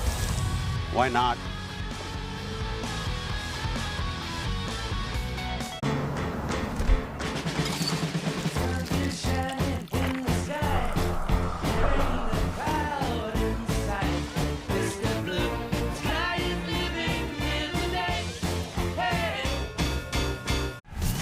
Your brain with Allegra versus some allergy medications during rush hour. Some allergy medications can make you drowsy. But Allegra is different. Traffic jam? We got this. Woo! We're nailing it. Yeah, come on. Like a boss. Right on time. Allegra is fast 24-hour allergy relief with 0% brain interference, so you can use it even when you're driving. It's a no-brainer. All I wanted to do was help kids and families. Bank of America was just so important with getting things started. I feel we are growing together with Bank of America. Had the opportunity to meet with Bank of America. That's what lifts communities like ours. What would you like the power to do? Bank of America. Contact one of our local business specialists at bankofamerica.com/local business. Hidden Valley Ranch is made with real ingredients for real ranch flavor that's impossible to put into words. But that's pretty close. Indescribably delicious Hidden Valley Ranch. Well, Oregon State trying to make it to their 17th regional final. It would be their 5th in a row. St. Mary's looking for their first in school history. The winner of this game plays USC tonight, right here on this very field in the regional final, needing to beat USC twice. See if it gets to a decisive 7th game tomorrow. Caraway leading off. Last one deep right center field, and that one ain't coming back over the scoreboard. He has homered in every regional game. That's 3 of them for Oregon State now. That one got up to cruising altitude in a hurry. That's 2 or 3 over the scoreboard in right field. A couple of our right-handers 406 feet away. Almost hitting the state flag.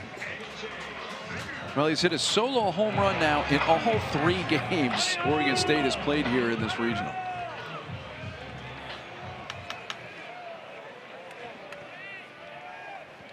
Four homers now over his last 5 games.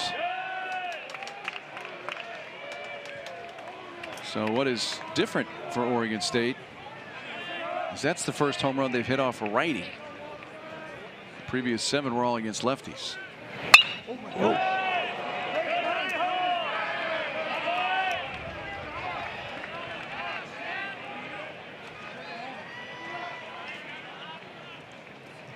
Jay Singer has a sacrifice bunt and a bases loaded walk, so he does not have an official at bat. That is a fair ball behind the bag. Long throw, the skip in time. Well, Pierce skipped it to Madrigal for the first out. The home run, powerful swing again. All these Oregon State hitters take a big old swing. That one there, as soon as it took off the bat, you knew that was gone. Didn't need much of the breeze, but the breeze got it up and over the scoreboard, right over his face out there. He has found his power stroke this weekend for sure. Ball 1 to Cannon Reeder.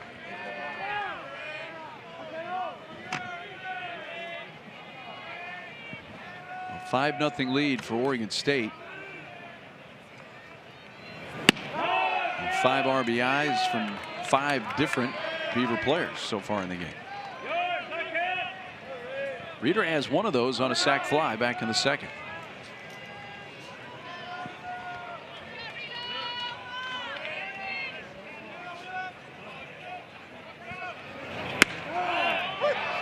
Taken all the way, 2-1.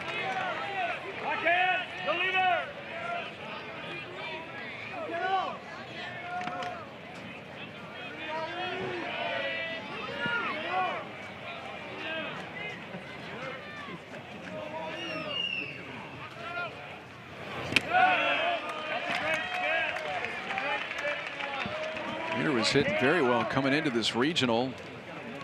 St. Mary's held him hitless 0 for 4 with 3 strikeouts on Friday. Had a hit, a walk, and a run scored yesterday against TCU.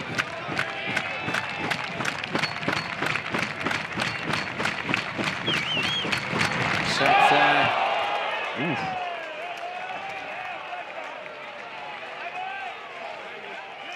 Oof. Reeder is aboard now with 1 out.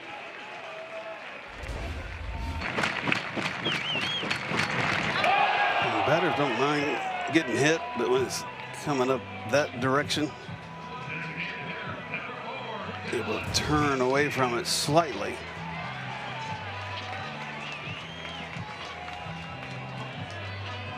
It's a hard way to take what would have been ball 4.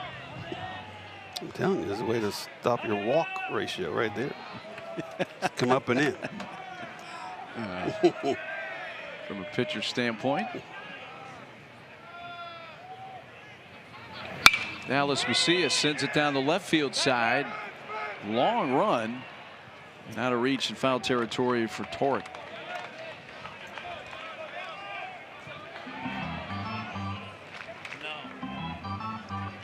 Five runs, 6 hits for Oregon State. No runs, 1 hit, 1 St. Mary error.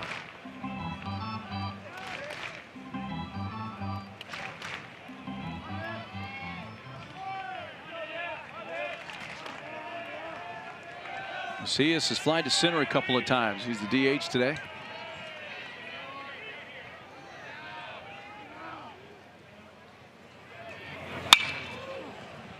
That is not an instant replay. That is out of play again, left side. This will need the bleachers. Get that one a little further.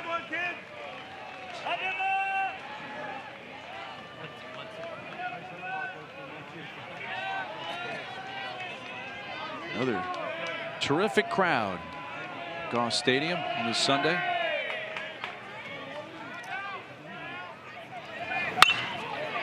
Towards second, caught on the fly, throw to first, double play. And Kashimoto timed his leap, doubles up Reeder, and that ends the inning. But Caraway's home run adds to the lead. The ball hit to Kashimoto. Watch Reeder, just a slight slip right there. Unable to get back for the inning-ending double play.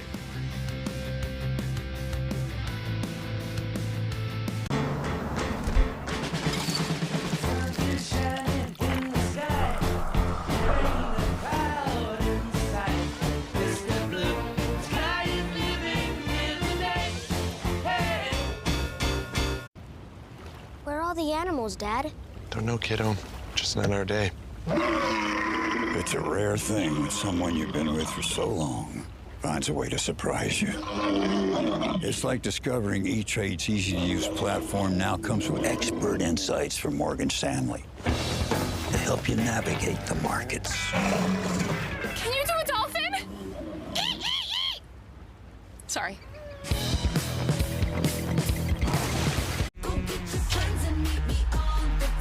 Formula One returns. It's lights out and away we go.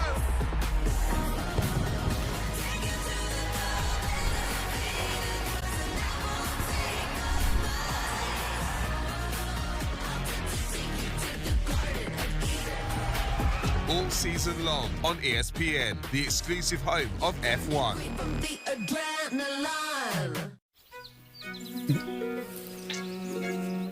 Will you marry me? Is that Hidden Valley Ranch?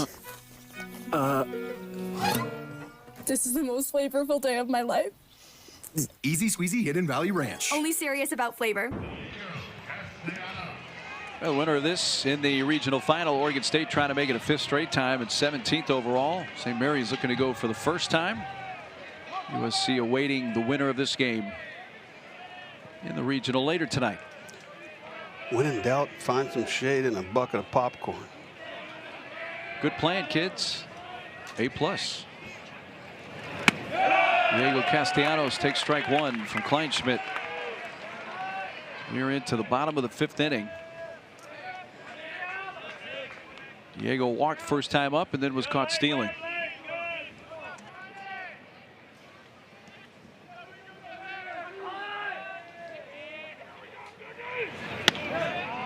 St. Mary's trying to get something going offensively against Ethan Kleinschmidt. Only had 1 base runner reach second. That was in the 1st inning when Madrigal led off the bottom of the 1st with a walk and stole second base and was stranded there.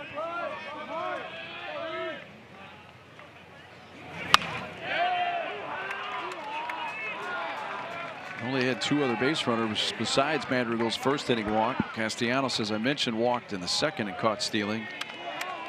Armstrong led off the 3rd with a hit but was left at first base. Haven't had much to deal with today. No, not at all. Kleinschmidt has a lot to do with it. And there's a base hit to right field. Castellanos waited on that breaking ball, went down and got it. And a base hit to right. Our NCAA Regionals coverage for all 16 sites will continue tomorrow on Monday on ESPN Plus and the ESPN app. And for more information, visit NCAA.com, the home for all 90 NCAA championships.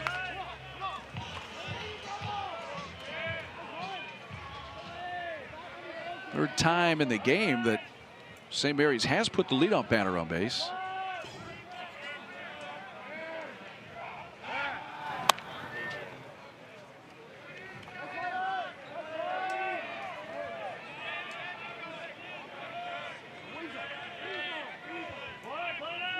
Had him 0 for 1 with a strikeout.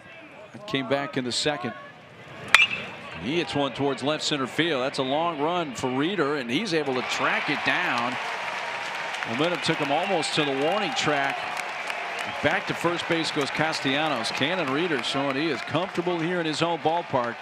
He covers a lot of this outfield at Goss Stadium. The fans in right field, right center love it. So he's shaded over to right field. Look at the speed. It's all about that first jump.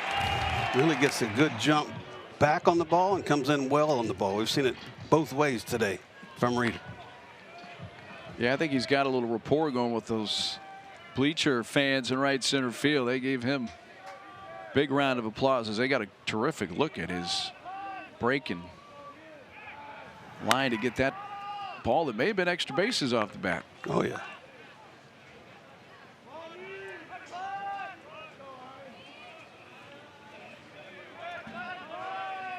Four putouts for the center fielder Reeder already. 5. Shade his eyes with his glove, and there is number 5 now. Back-to-back fly balls to center. You've been manifesting things on air today pretty well.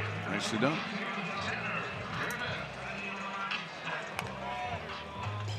The only ground ball out Took me a while to find it, but it was Duroff grounded out to short to end the 4th inning. Yeah, when Arquette used the turf. That's right. Good play by Arquette, and smart to use the turf.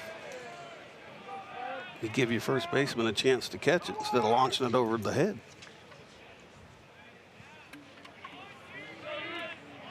Tanner Griffith is up. 0 for 1 with a pop out to third.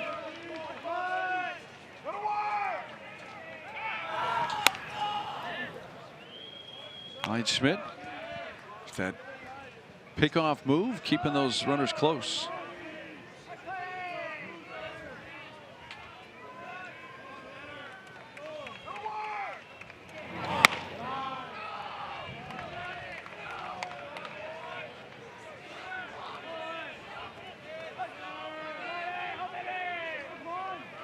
One for 8 in the regional. Had a base hit against USC yesterday. Look out, that got him.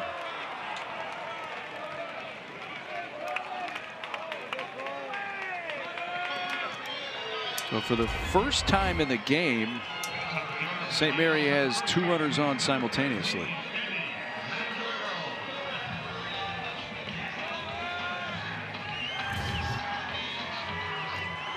You might have thought it, waiting for it to break, and it never did. Might be a mental block with Kleinschmidt with lefties. 4 times today, lefties have reached base off of it. Another lefty at the plate here, and if you're St. Mary's, this is your chance to get right back in the game with 1 swing. The guy you want at the plate, 2 on, 2 outs. Madrigal walked in the first, popped out in the third.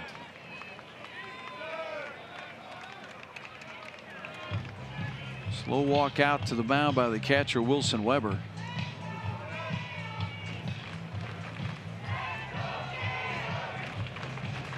And the guy has hit 21 homers, driven in 77. Came in today hitting 370. And a couple of hits against Oregon State on Friday night. Madrigal, the first cousin of former OSU player Nick Madrigal. Top 15, top 12 in Division I in home runs. Almost top 10 in RBIs.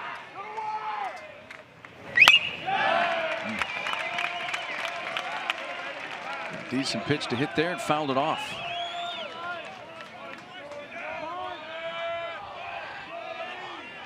Two hits in the first game on Friday. A good time to get his third. Fouled out of play. 1 and 2. 71 pitches now from Kleinschmidt. Pitching here in the bottom of the 5th.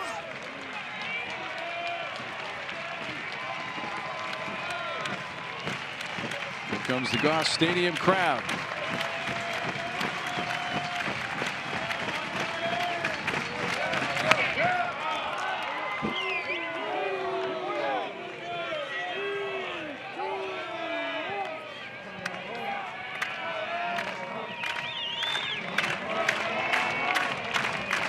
Two on, 2 outs. Ethan Kleinschmidt, the 2-2 pitch. And Flair going to go foul up in the seats.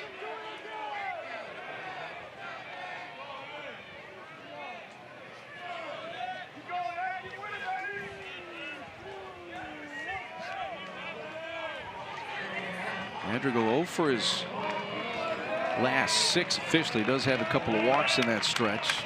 Singled in his first 2 at bats. That's Oregon State on Friday. Hasn't had a hit since then, and now he works it to a full count.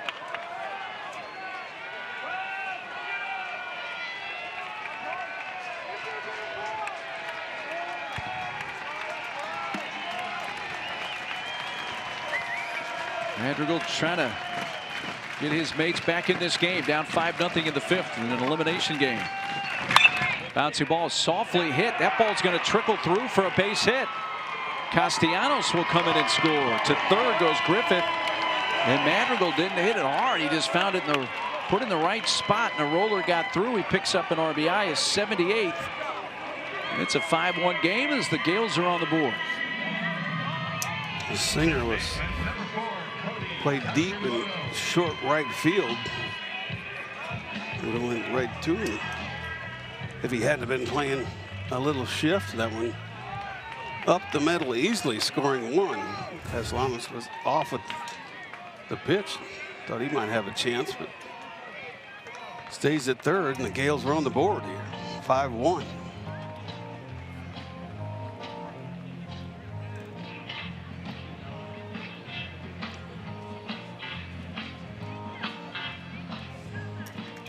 Rich Dorman goes out to talk the battery. Reminder that ESPN, your home for the NCAA College Baseball Regionals, and for around-the-clock multi-game coverage, you can scan the QR code right there on your screen. ESPN Plus subscribers access expanded coverage with Squeeze Play.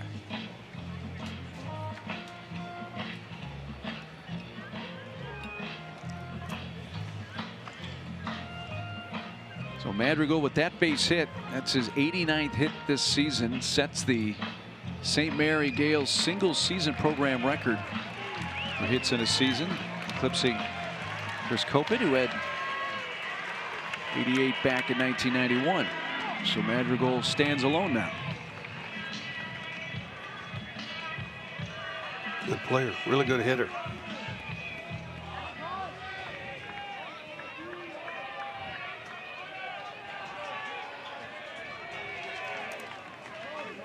Activity in the bullpen. Ball's hit into right field, and that's going to bring in another run. Griffith is in, and suddenly it's 5-2. St. Mary's going to bring the potential tying run to the plate.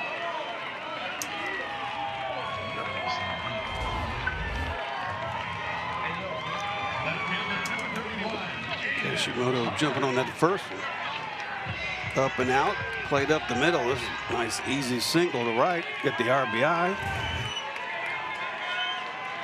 Getting some love from the bench. Saw Zach Komatz up in the bullpen. Oregon State.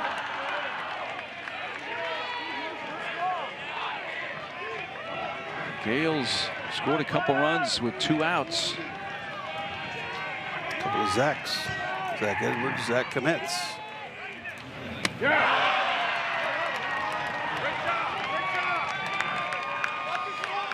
Kleinschmidt is rolling along. Castellanos did have a leadoff hit in this inning, but met him and Armstrong with fly balls to center for outs, but he hit Griffith. Madrigal, RBI single, Kishimoto the same.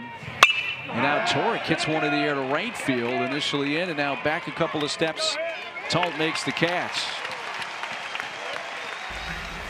So St. Mary on the board. They get 2 and make it a game. It's 5-2.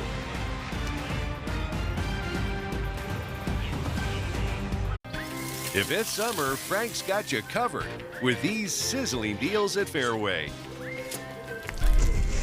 This week, Ruffles are just $3.88. Blue Ribbon Classics bars are only $4.99. Capri Sun or Kool-Aid Jammers are just $2.48.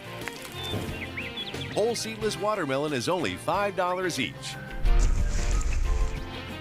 Fairway, sizzling savings all summer long. Guess I won't be making my famous burgers. Text everyone to cancel. The Rivera say it's not even raining at their house. Aren't they like 2 blocks away? It is coming down out here. It really is. That was cheese. Yes, it was. Keep walking, Marge. I bet this is a microstorm. What's a microstorm? I don't actually know. Your brain with Allegra versus some allergy medications during rush hour. Some allergy medications can make you drowsy. But Allegra is different. Traffic jam? We got this. Woo! We're nailing it. Yeah, come on. Like a boss. Right on time. Allegra is fast 24-hour allergy relief with 0% brain interference, so you can use it even when you're driving. It's a no-brainer.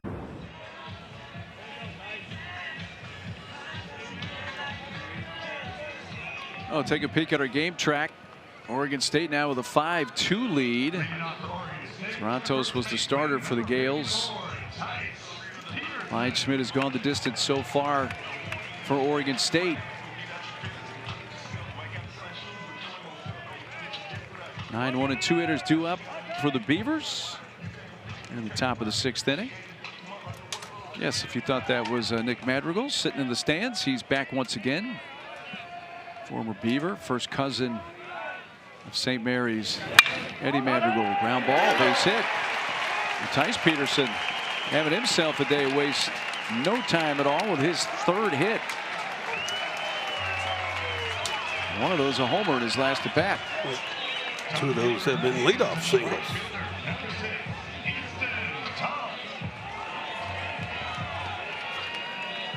The lineup turns over back to Easton Talt.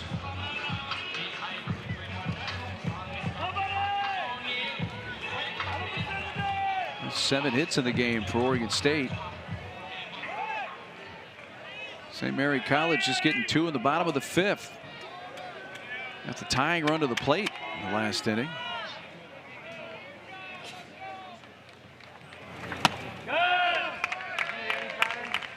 Talt wouldn't advance the runner. He's walked, singled, and struck out today. 61 walks on the season and just 47 strikeouts. More walks than strikeouts. Among the league leaders in walks in the nation.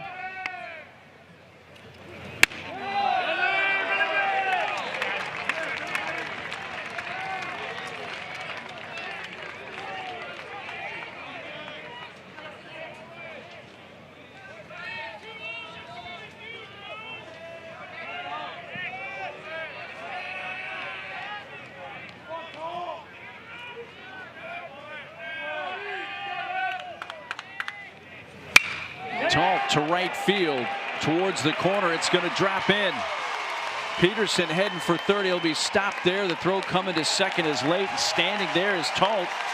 His 10th 2-base hit of the year. And now Beavers coming right back. Have something going in the top half of the inning with runners at second and third. Nobody out. It started out with Peterson getting that single. Turn it over to the top of the order. And Talt follows with the double. Went down and got it. Went down the knee right there. He knows it's going to get close to the corner. He'd never stop. Easy double. Second and third here with no outs. Back to 2, 3, and 4 in this Oregon State lineup. They've been lurking. They've had opportunities today.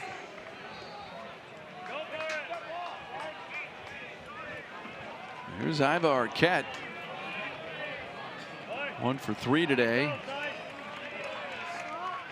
He's up with Peterson and Talt to board and nobody out. They're in the top of the 6th inning, and Ian Armstrong strolling out to the mound. He may be buying some time. That Gales bullpen.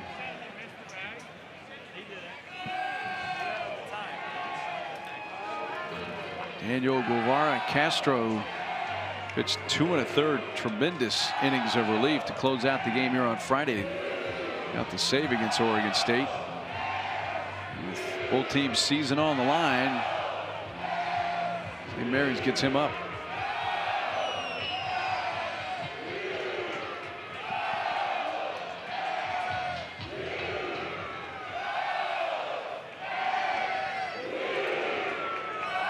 Beaver offense so far tonight. They've hit a couple out. Peterson and Caraway have solo homers. And now we're going to get the pitching change. So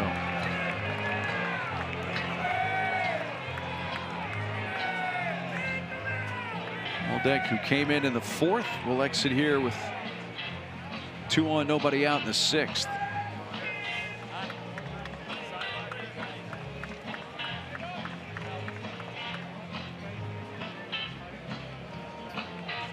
Daniel Guevara Castro was spectacular, as I mentioned on Friday, closing out that game.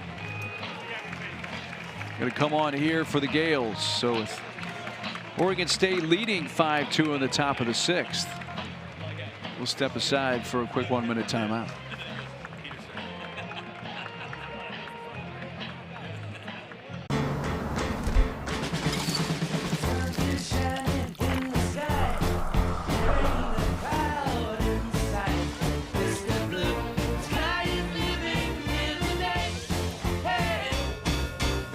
Testing, testing, 1, 2, 3. We're live from Chick-fil-A. This is Grant. And this is Laura. And a little thing we love about the Chick-fil-A Smokehouse Barbecue Bacon Sandwich is that sweet bun. And that chicken filet was perfectly crispy and soft at the same time. And that Smokehouse Barbecue sauce, it's a lot of fun. And the brown sugar bacon definitely had a little bit more pizzazz. Also, the Mac, one of the all-time greats. It's hard to believe how much goodness you can get in one bite. Man, I'm getting hungry.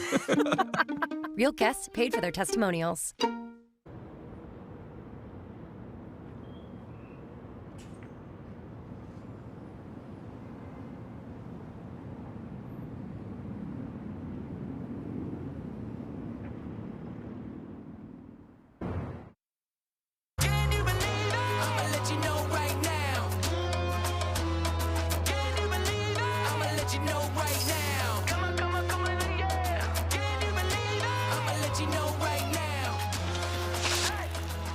All the fun in Omaha getting underway on June 13th. So we're within 2 weeks now.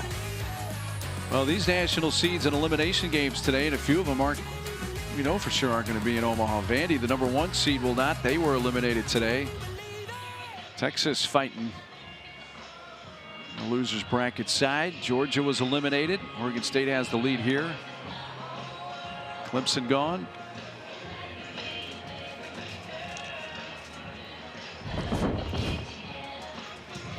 Daniel Guevara Castro gets loose in a big spot here as they're able to get back in the game here. Zeke 5-2, and I think if you're the Gales, you're thinking we got to keep it close as we can right now. Yeah.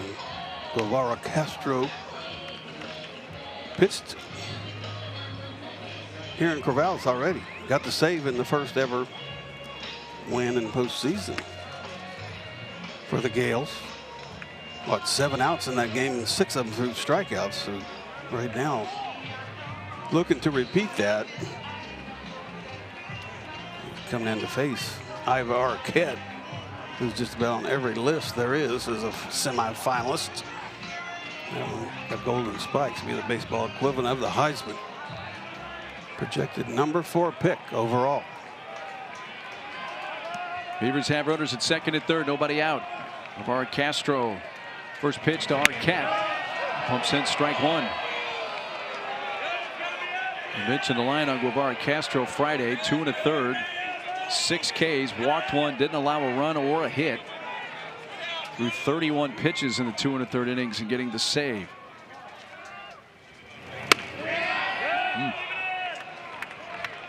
Good location. It didn't get the call he wanted, and it's a ball and a strike. 6'5" shortstop. You do not want him to get extended. A lot of power. Try to get in on him, maybe get a ground ball to third and keep the runner there. Well, the ground ball shoots past third into left, and everybody's going to move up 90 feet. It scores Peterson. Arquette drives in his 61st run of the year. The lead back up to 4, 6-2 OSU.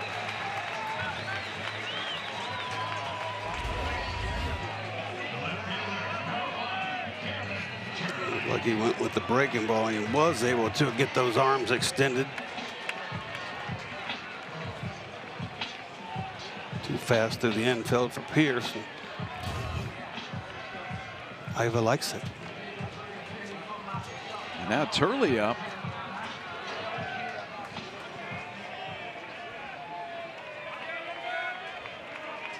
Guevara Castro allows a hit for the first time in this regional. And he starts Turley where he did Arquette with a strike.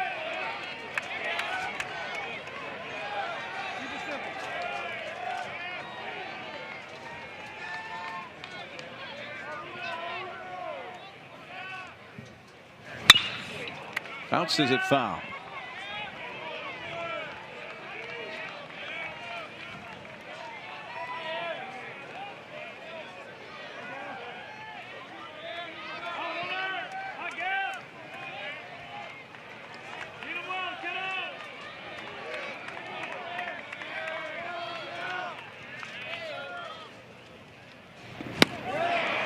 Wave and a miss.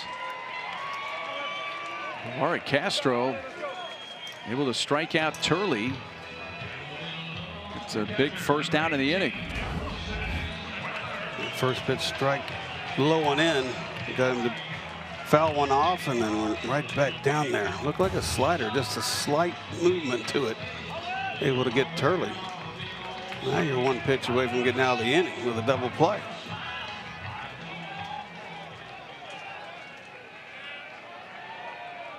Wilson Weber, the hitter.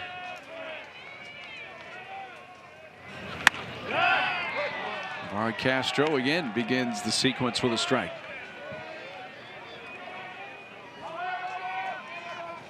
They have hit into 2 double plays, have the Beavers today.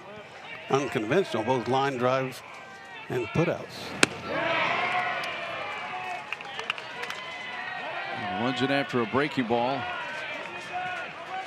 Warwick Castro has him in the hole 0-2. Weber picked up an RBI on a fielder's choice back in the 3rd inning.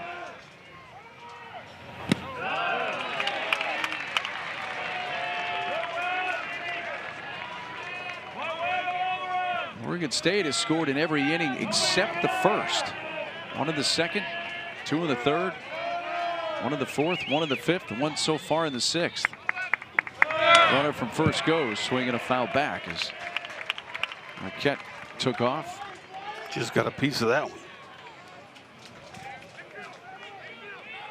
If he had missed it, Arquette was going to get the second easy. Got a big jump.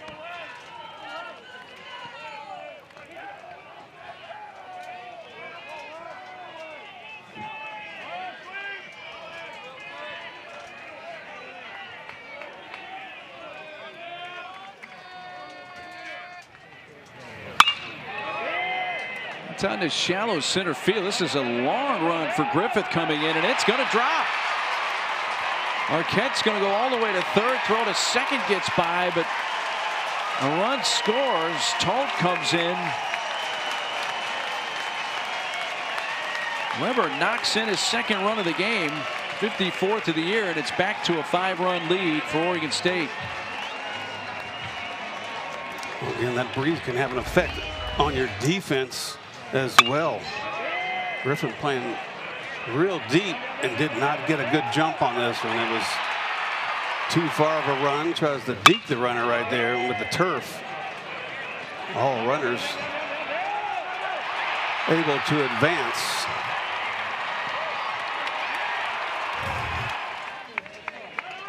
Able to scoot into 2nd base when he saw that ball drop. He got into 2nd. Then when it was at 2nd with the throw. Infield in. 2nd and 3rd again. Now with 1 out, Caraway's up. He's walked twice and hit a solo homer.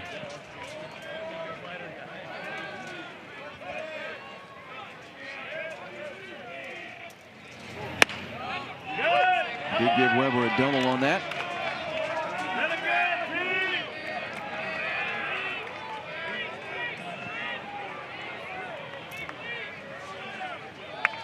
Homered in all 3 games of this regional. Look out. Joey Wong.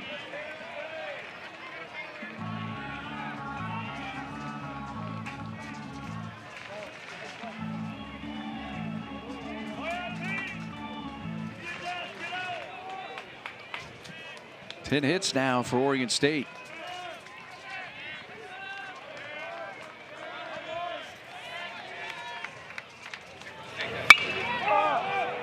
Foul ground, first base side. Madrigal near the stands. Actually hit the screen towards the dugout side, in the dugout. Unable to make a play on it.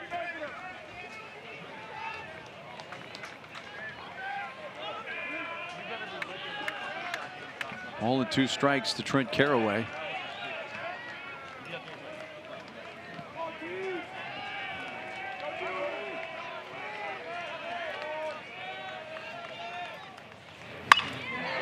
Right off the handle and into center, and it may score 2. It will score 2. Arquette and Weber score. Carraway just fighting it off, dropping it into center field, and it's 9-2. It's been a 4-run inning. The last two haven't been hit hard, but they've been placed perfectly. Let's see the pitch here. Really gets in on Carraway, but he just muscles it into center field. Never got a good read on it. Able to score easily right there. 4 for 7, 3 home runs, 5 RBIs now for Carraway. Having himself some kind of regional. Still only 1 out in the inning. Just after St. Mary's had scored their first runs, 2 in the bottom of the 5th to get it to a 3-run game.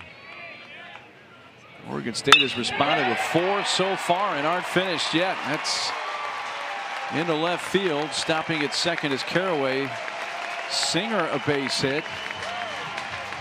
A dozen hits for Oregon State. They're rolling right now, up 7. Half in this inning. 6 hits in this inning. Only out in the inning was the strikeout of Turley.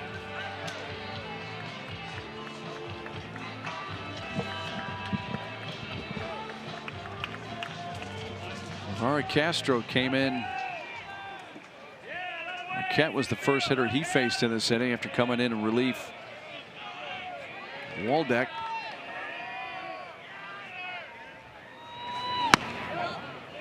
Strike 1 to Reeder.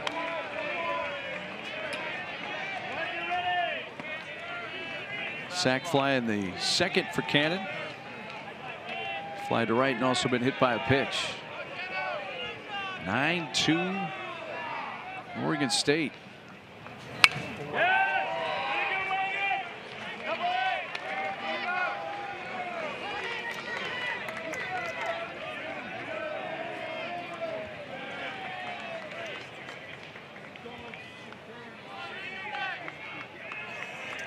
Pitches already for Daniel Guevara Castro in this relief appearance.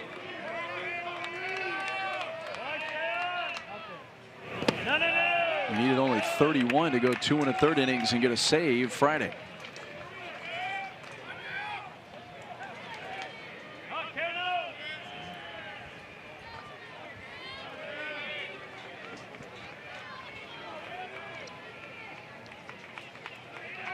On a 1-2 pitch.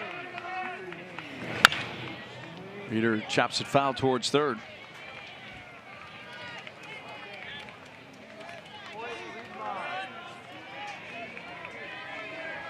Very laborious inning here for St. Mary's. It has.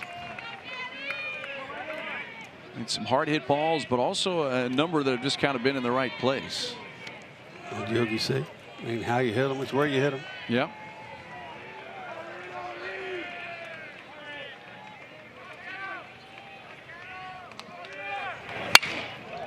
Another one about in the same spot.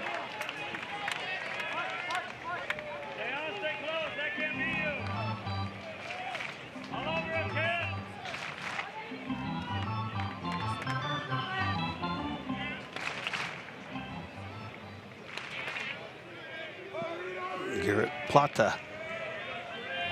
Plata gets loose for the Gales.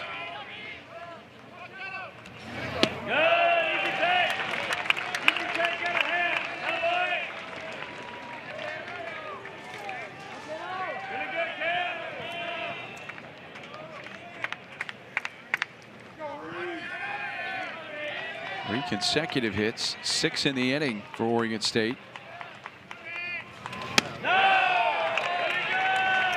Full count.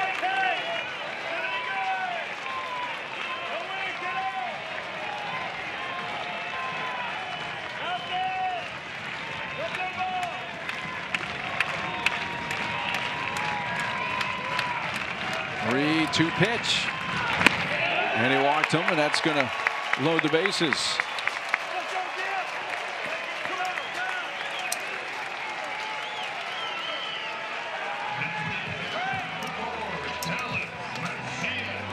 There's the offense, and a good chunk of it has come right here in this still to be completed top of the 6th. Navarre Castro, after a brilliant outing on Friday here, close out the game.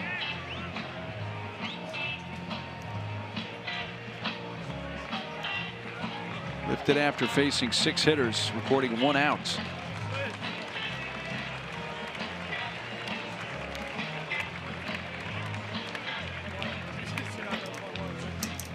Coach Valenzuela has to make another pitching change here. Just when they had gotten back in the game, all of a sudden down by 7. And they bring on Plata next.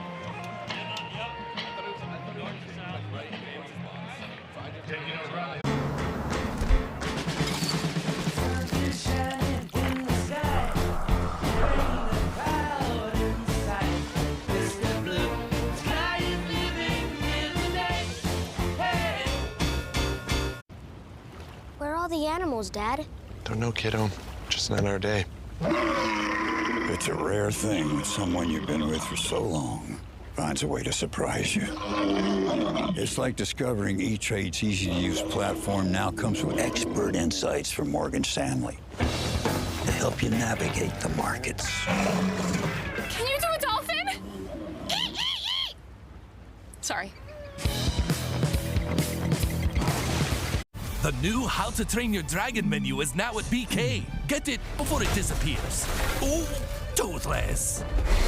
Bold, tasty, and dangerously delicious. How to Train Your Dragon. Coming to theaters June 13th.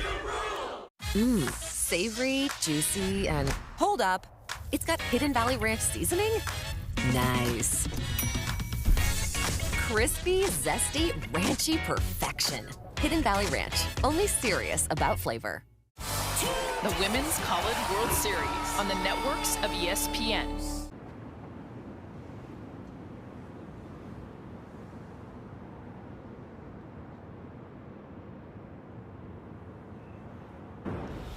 Well, Oregon State has scored 4 so far here in the top of the 6th and bumped it up to a 9-2 lead in this elimination game. The winner goes on to play USC in the regional final later tonight. And the loser's season comes to an end. 5th different pitcher of the game for St. Mary College is Garrett Plata. You're trying to find someone now. If you're St. Mary's, these get outs. Already 4 across. Beavers have scored in every inning except the first. Jacob Craig comes off the bench. He is going to bat here for Macias, the DH.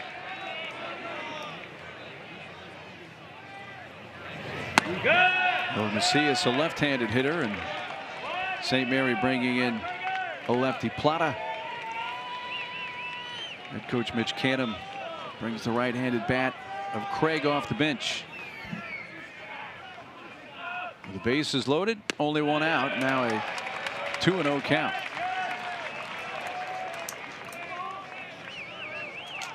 Well, you could throw the rosin bag up there right now, and I'm hacking. Bases loaded. You got 4 in already. Should see a fastball right here.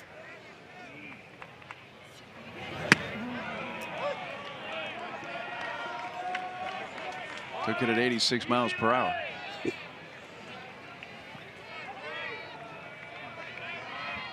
he gets that pitch right here, he'll swing this time, I bet. It was down. 3-1.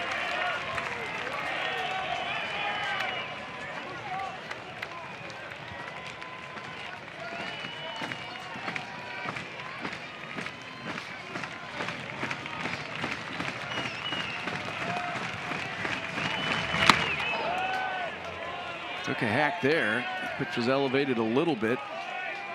Foul tip. Could have chased the ball 4 right there, but that one was too enticing.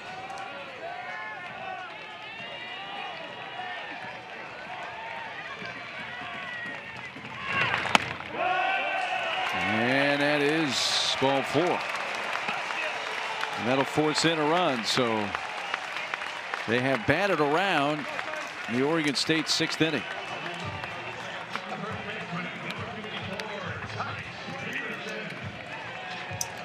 Tice Peterson, who began the inning with a base hit to left, bats for a second time here in the 6th.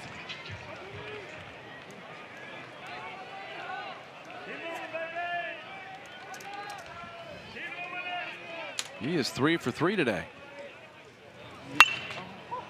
That's going to get out of play.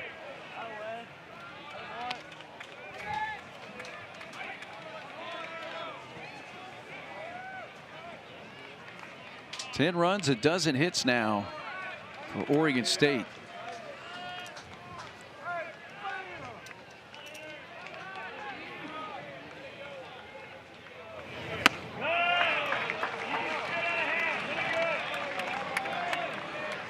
Well, still a lot of baseball to play here. We're in the bottom of the 6th, but you kind of get the feeling that the Oregon State crowd here is kind of taking a deep breath, and they're already thinking that they're going to have a doubleheader here today. Yeah, already with the 8-run lead, one more big hit could really put this thing out of reach.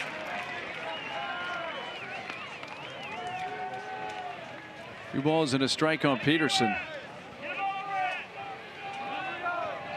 Plata in the game, pitching for St. Mary's, pitched very well in his last outing against USD in the conference tournament. And this is low against USD, went 4 1/3, allowed just 1 run, 2 hits.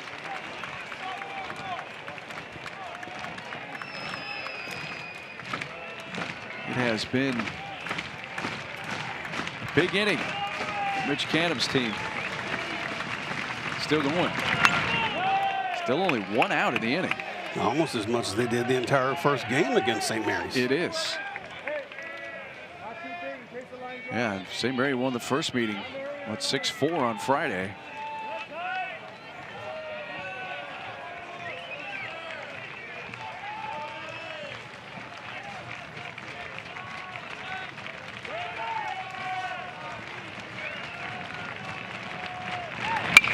Ground ball to third, backhand, throw to second, out onto first, safe.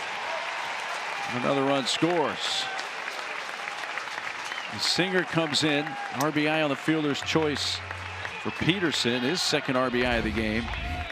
2 outs. Good play down there by Pierce. It's a little too far around the horn to get Peterson at first. Yeah, you were comparing this inning to the entire Oregon State production in the first meeting Friday with St. Mary's. St. Mary's won that game 6-4. Oregon State had 4 runs on 7 hits in the game. They have scored 6 runs so far in this inning on 6 hits. Top of the order, strike 1 to Easton Talt. Easton earlier in this inning doubled his second hit of the game. The 3rd time he's been on base.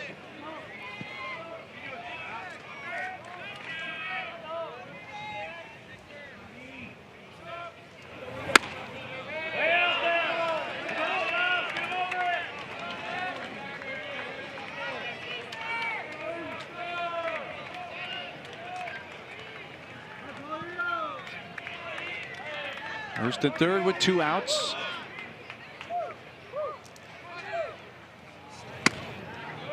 Strike call.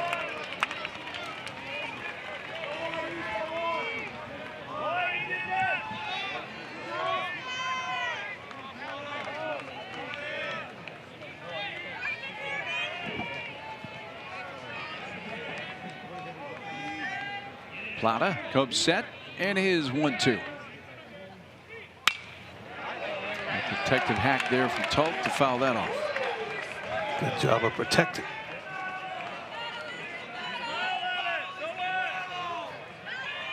Peterson, Talt, and Arquette. A trio, quite a bit of production so far today. You get that from the bottom of the order and your leadoff guy. You score a lot of runs and win a lot of ball games.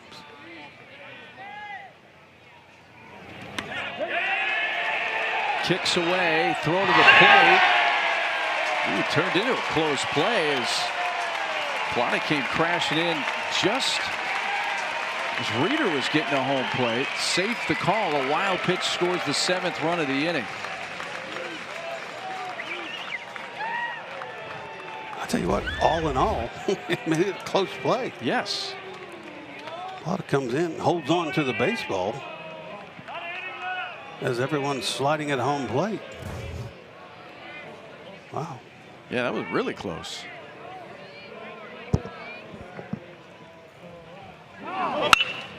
Bouncy ball towards the middle and off the glove of Medham.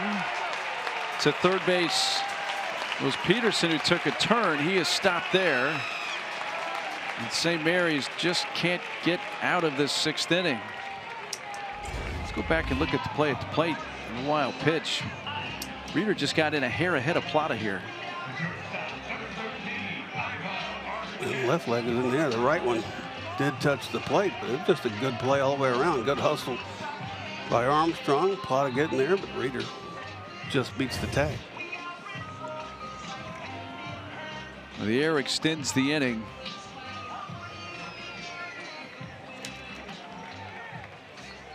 And an exasperating inning for the St. Mary Gales.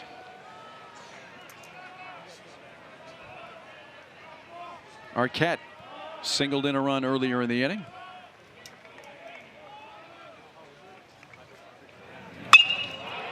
And we'll have another base hit. His second RBI single of the inning. It's 13-2.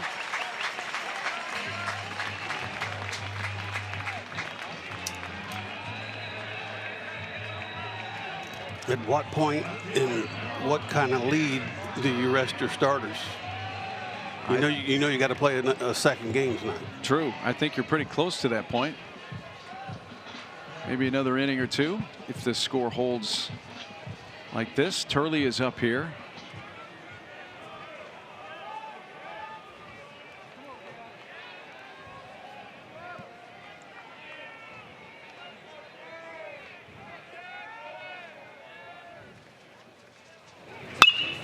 Turley fouls it away.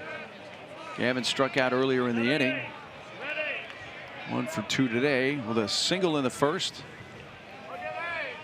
Which gave him his 89th hit of the year. Still looking for that RBI. That RBI, yeah. Currently tied with Conforto. 179 career RBIs.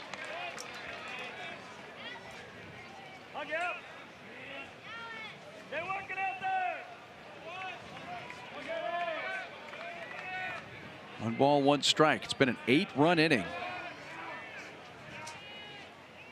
Turley, the 13th batter to come up in this frame.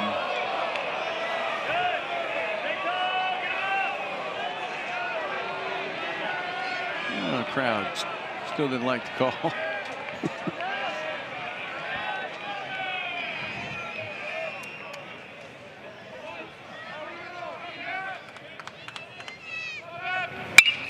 Hit sharply to third. Nice stop. Pierce across the diamond, and the ball gets away. It'll score one more. Talt comes in. Arquette all the way over to third, and Turley reaches. See if they give him a hit on that, or I would think they might give him a hit on that one and then an error allowing the run to score. Really nice. Talt was already on third, wouldn't he? Wouldn't be an error. Not an error at all. It is an error. Straight up.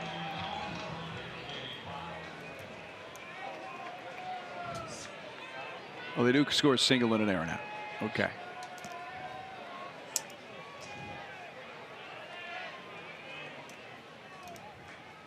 Wilson Weber. Down, go. Get him up, Webb, get him up. Get TC up there.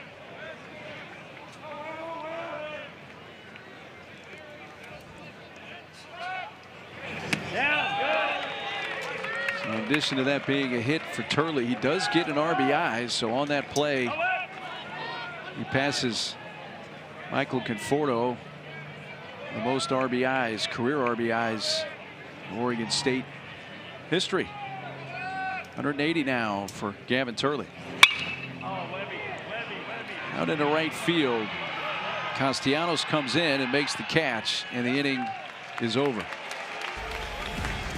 14 batters come to the plate, and Oregon State scores 9 times.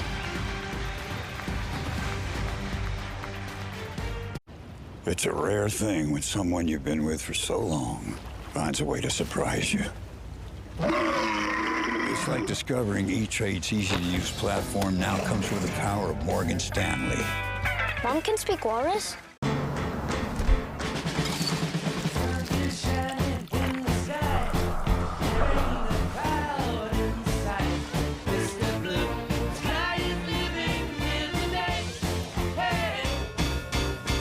The new How to Train Your Dragon menu is now at BK. Get it before it disappears. Oh, toothless. Bold, tasty, and dangerously delicious. How to Train Your Dragon. Coming to theaters June 13th. Mmm, savory, juicy, and hold up. It's got Hidden Valley Ranch seasoning? Nice. Crispy, zesty, ranchy perfection. Hidden Valley Ranch. Only serious about flavor. Let's go! The Rob Dwalishvili, the Sugar Show! Juliana Pena! How are you going to beat me, Kayla? Kayla Harrison! I will be champion!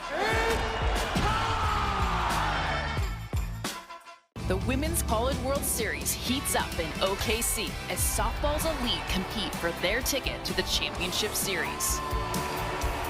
The Women's College World Series continues through June 6th on the networks of ESPN. Well, let's take a look at today's Capital One rewarding performance, and we just saw it, a 9-run top of this 6th inning for Oregon State to blow the game open. A lot happened. 14 batters to the plate, 9 runs, 8 hits, a couple extra base hits. That'll get you that Capital One reward. Well, 14-2 lead, so they're up a dozen.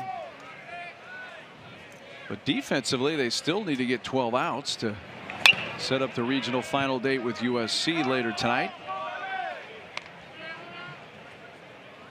4, 5, and 6 hitters up here for the Gales. Ryan Pierce leads off.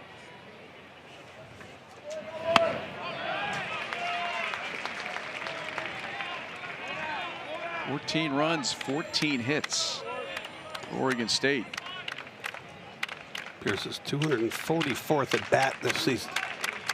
A record for St. Mary's. And it ends with a strikeout. 1 away in the 6th. 4K for Kleinschmidt, 3 of them at the expense of Pierce. He has not figured out Kleinschmidt. Fastball. Looked like he tried to lean into it a little bit and called a strike.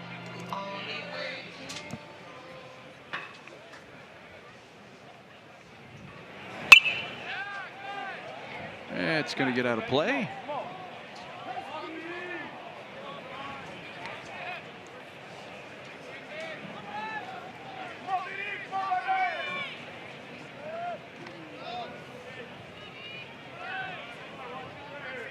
They're off his line to center and grounded to short.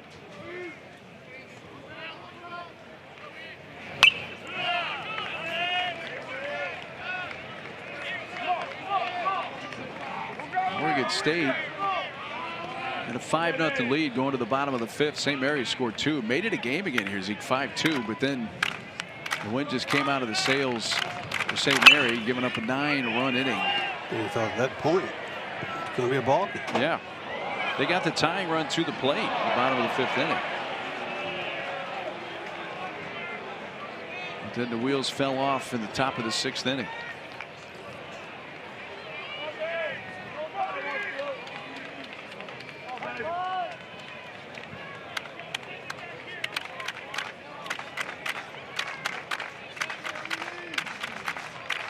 Oh, 2.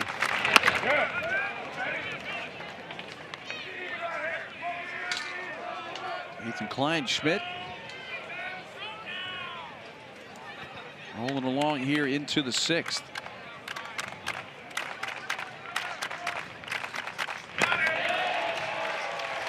And he makes it back-to-back strikeouts. Looks like he's pitching free and easy with a 12-run lead. Well, you would think during that half inning, which it took at least 30 minutes, that you might get tight or something. He got out there, got loose, and hasn't affected him one bit. Back-to-back strikeouts, one called, one swing.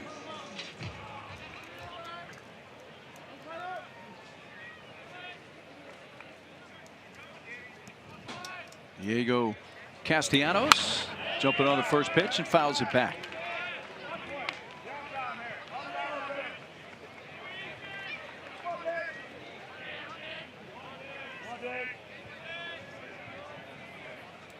He's hit his last time up. On the ground is second base and A.J. Singer, and they go down in order. 3 up, 3 down. We played 6, 14-2.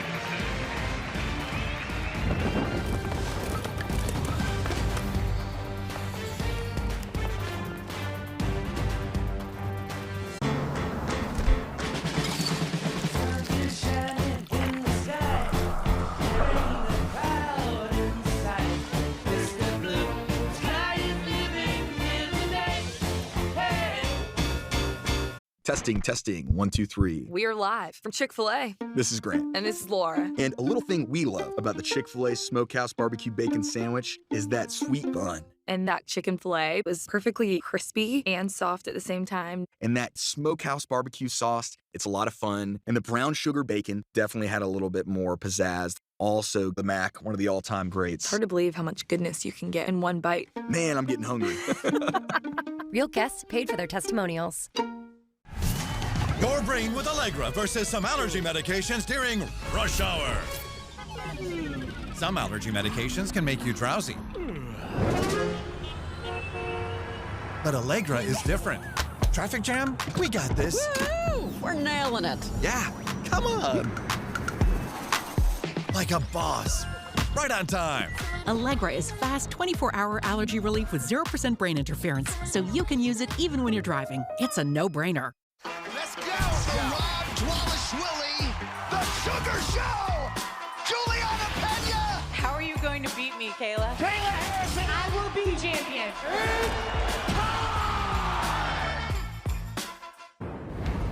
Bouncing around from site to site right here on Squeeze Play Live. If there are home runs or big plays, you will not miss. Let's lose our minds. Well, that's one way to get the party started.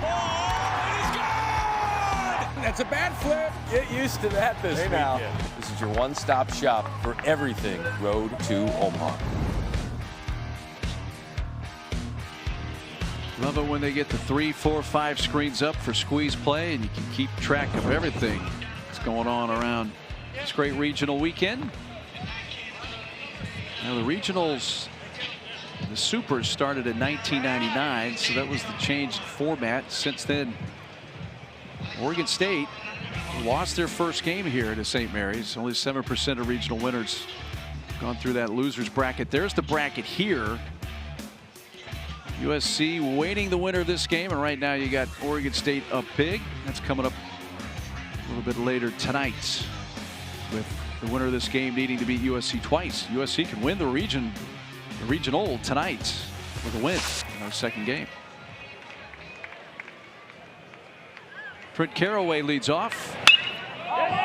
Flare towards shallow left field, and that's the way it's going right now for St. Mary. Medham giving it a great effort, but Carraway on base for a 5th time in his 3rd hit.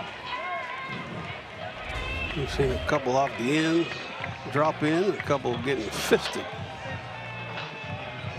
This one here jams, and great effort by Medham. Looking back over his shoulder, just couldn't get to it.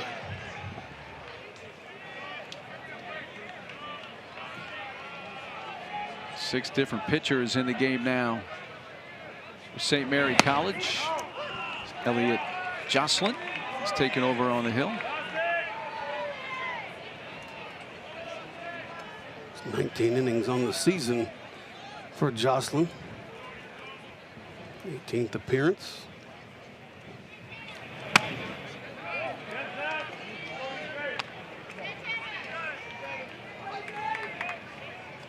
A.J. Singer has singled, walked, scored a run, knocked in one with that bases loaded walk. Laid down a sac punt. And a little bit of everything.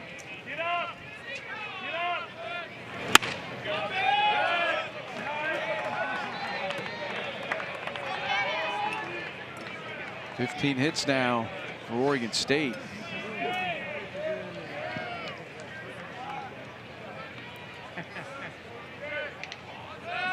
Nine of those have come here in the last inning plus.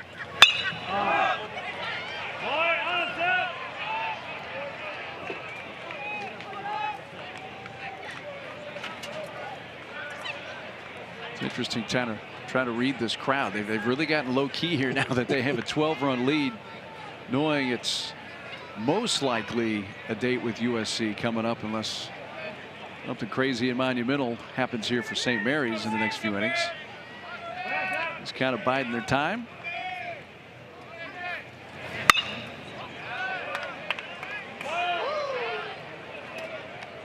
I know what the fans of teams to say when they see a game that's at the moment lopsided like this.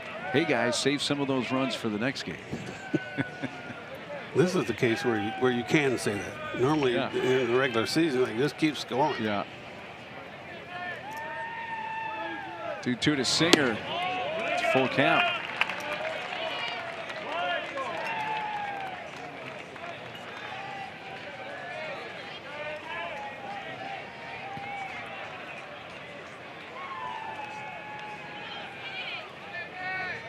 You know, batter on.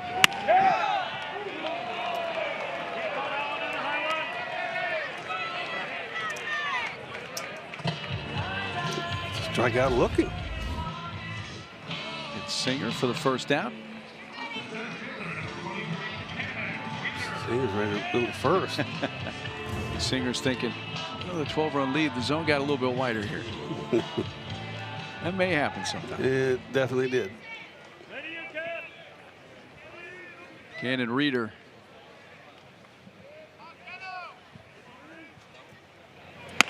Good.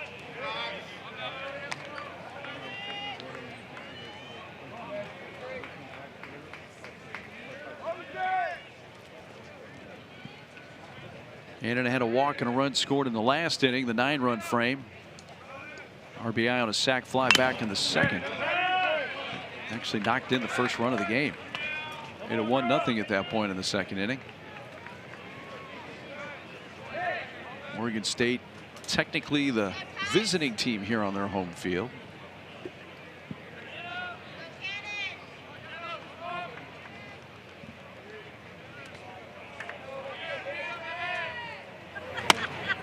This is upstairs. Got me over the plate. I can.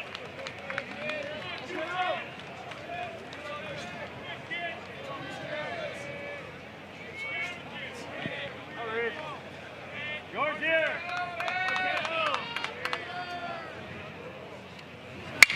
Ground ball towards deep third. Diving attempt off the mid of Brady Pettit, who just came into the game. Tough play for Pettit. And that's a base hit for Reeder.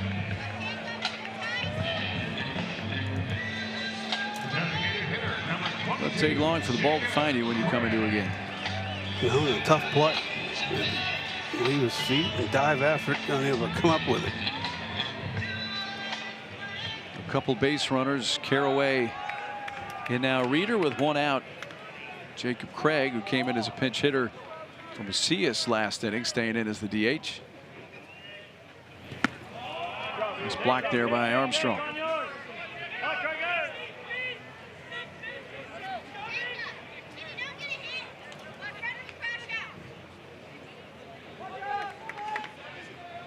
What he hits in the game, 16 Oregon State, as Armstrong needs to retie that left shoe, right shoe actually.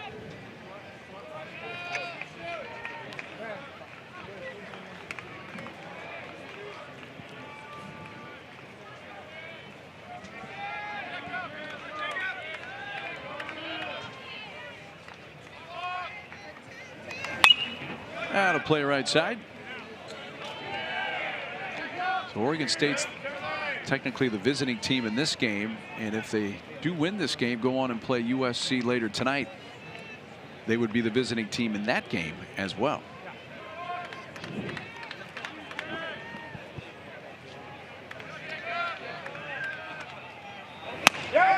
All of that determined prior to play today. Said he didn't. Oh, it's 1-2.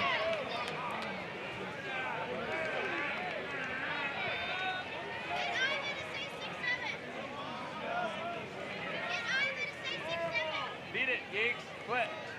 Shush.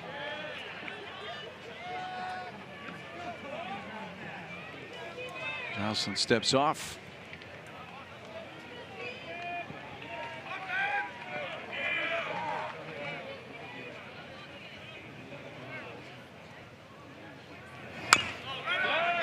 Well, however this game ends for St. Mary's, whenever the season ends, and it could be here shortly, it's going to be the most successful season in St. Mary's Gales baseball history, just for the fact that they've won an NCAA tournament game for the first time in school history. Well, every year, every team, their goal is to make it to Omaha, regardless of whether they've been a postseason play or not, whether you've won a game in the postseason or not in the history of your program. So in that case, it is kind of disappointing because 14-2 here in the 7th inning, but you got a lot to be proud of. You did make history as a program, and it's something to build on. You put your name on the map. I mean, they've never won a postseason game, and then they come in and beat the number 8 overalls at their park. After the strikeout of Craig, hit high and deep to right center field, and it stays in the park on the warning track, caught by Griffith. That's Peterson, who was trying for his 4th hit of the game and 2nd homer, and that ends the inning. Time to stretch.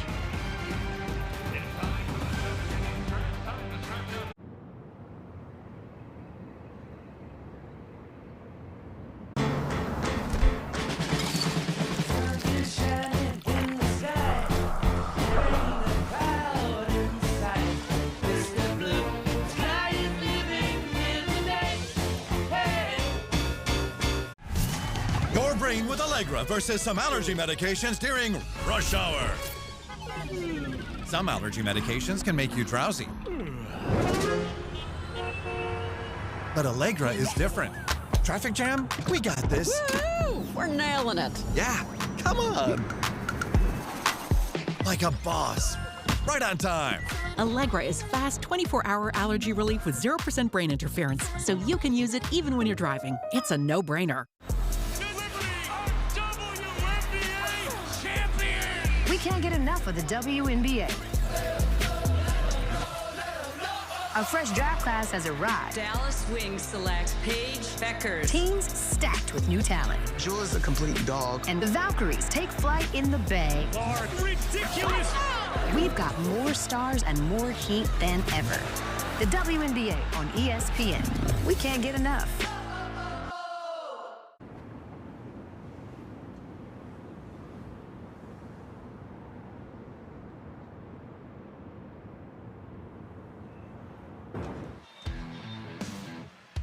Well, the number 1 overall seed, Vanderbilt, eliminated today.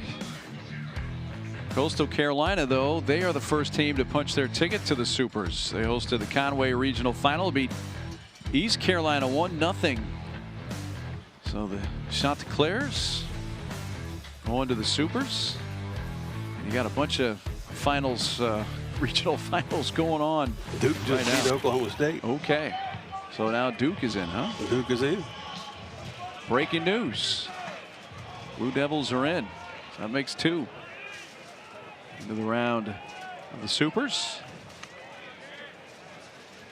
Bottom of the 7th, 14-2. Oregon State. Nedham fouls the first pitch in the air, right side, coming towards the stands and then battling in the coach's box. It is caught by Peterson. The Chanticleers is a team you don't want to play right now. No. They're playing really good baseball. I mean, big crowds. Good team. Oregon State going to the bench. I should say St. Mary's going to the bench. Bringing out Hayden Driggs.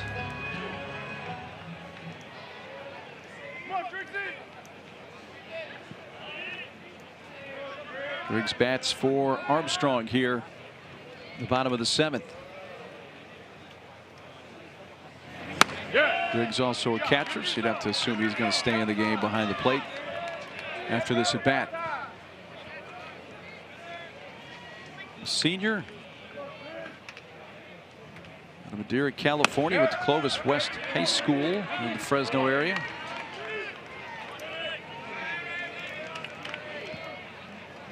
Get a chance to play in a regional, and you got a lot of players that will be playing their final college baseball this weekend around the nation. Aiden Driggs looks to be one of those.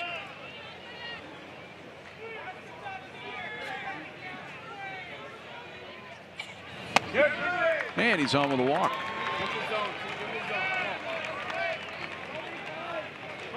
It's a streak of 5 in a row set down by Ethan Kleinschmidt. 4th walk of the game for Kleinschmidt. Creeping up on 100 pitches, 94 right now. 104 is his season high and would be career high here at Oregon State.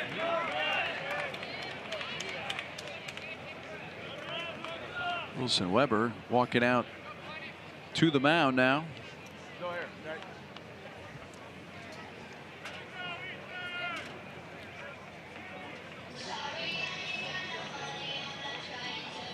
95 pitches for Ethan Kleinschmidt. Pitching here in his first NCAA tournament game. Been activity down in the bullpen for a little bit, including Joey Munt there. Number 25 was getting warmed up. There's your line on Kleinschmidt at the moment.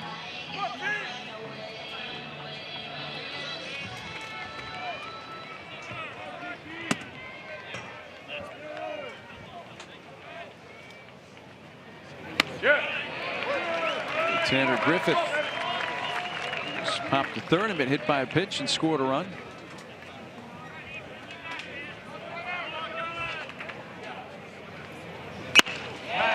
Foul tip, 1-2.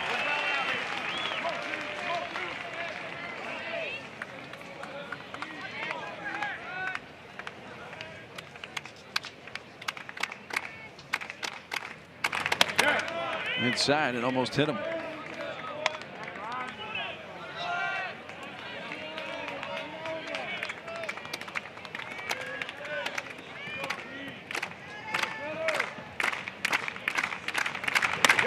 Look out, up and in.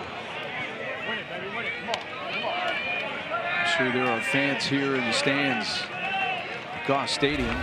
Oregon State fans thinking ahead already of the regional finals. Oh, and buzz the tower. And there's strike 3. Get one up and in and then paint it on the black.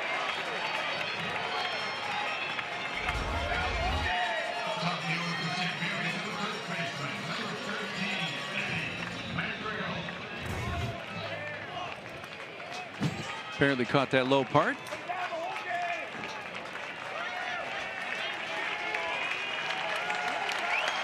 And they're coming out to get Kleinschmidt, and the crowd reacting to that.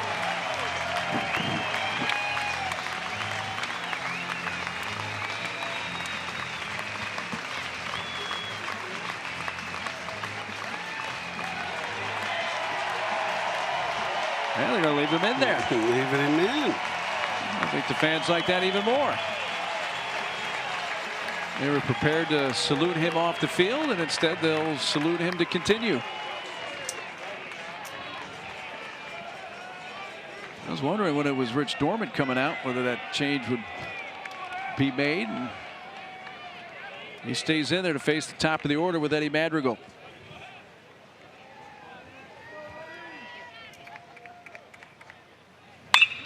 Ground ball right side to his left. The pickup, throw to first from Singer in time, and Kleinschmidt just needed one more pitch to finish off the inning. What an appearance for the sophomore in front of this big crowd at Goss Stadium.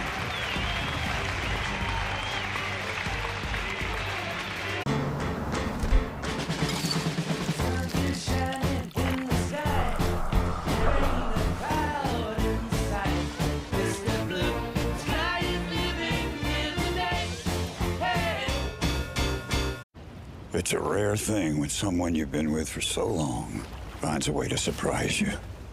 It's like discovering E-Trade's easy-to-use platform now comes with the power of Morgan Stanley. Mom can speak walrus? Guess I won't be making my famous burgers. Text everyone to cancel. The Rivera say it's not even raining at their house. Aren't they like 2 blocks away? It is coming down out here. It really is. That was cheese. Yes, it was. Keep walking, Marge. I bet this is a microstorm. What's a microstorm? I don't actually know. Formula One returns. It's lights out and away we go.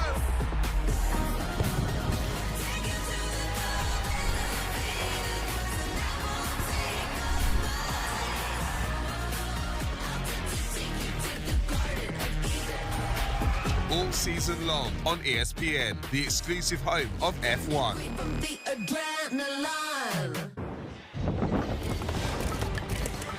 We welcome you back to the NCAA Baseball Regionals presented by Capital One.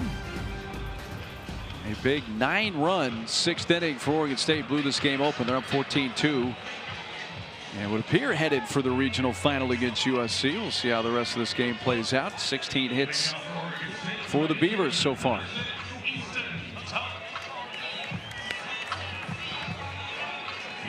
Here in the top of the 8th inning, Oregon State, the visiting team in this game, bats with the top of the order in Easton Tult. Got a couple of changes defensively for St. Mary's. Hayden Driggs now behind the plate, and Micah Nicholson playing second base for the Gales.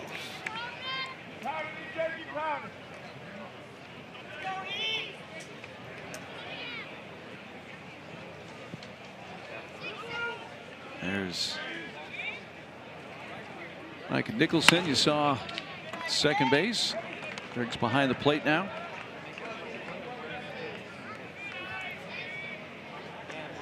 Easton Tult batted twice in that 6th inning and reached twice. Once on a double, once on an error. Elliot Joslin into his 2nd inning of work of relief here for St. Mary's.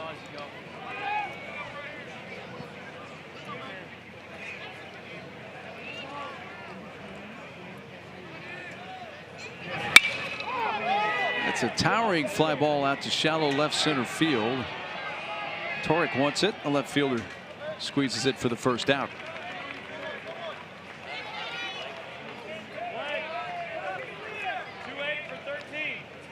It's just the 2nd time in this game Oregon State hasn't put the leadoff batter on base.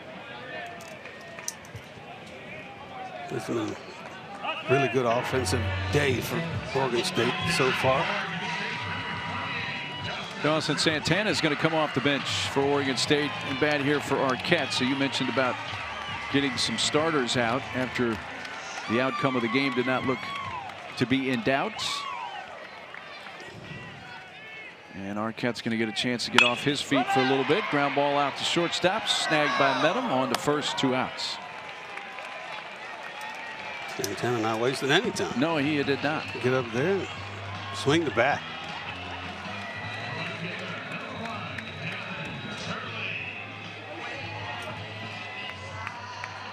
Gavin Turley in his last at bat. Infield hit to 3rd, picked up an RBI. With that RBI, became the career RBI leader in Oregon State baseball history. His 180th of his career, slipping him into the top spot.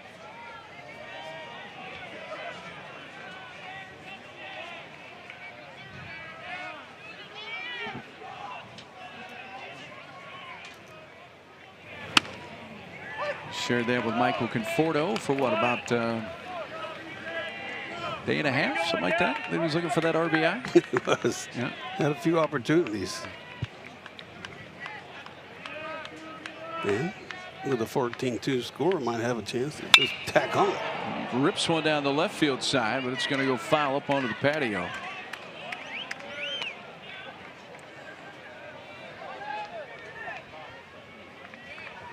That is a popular place to hang during the games. Yeah, we should have put a booth down there. A couple headsets. Yeah, why not? Call a few innings down there. Yeah. Bring your sunscreen. And your glove. I was going to say, bring the glove too.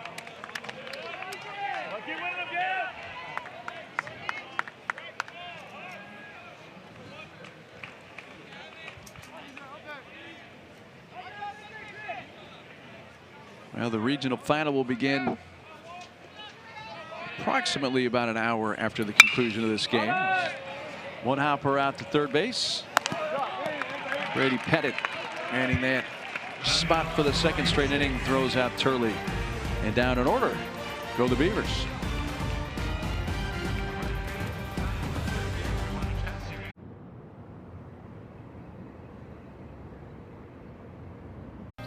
If it's summer, Frank's got you covered with these sizzling deals at Fairway. This week, Ruffles are just $3.88. Blue Ribbon Classics bars are only $4.99. Capri Sun or Kool-Aid Jammers are just $2.48. Whole seedless watermelon is only $5 each.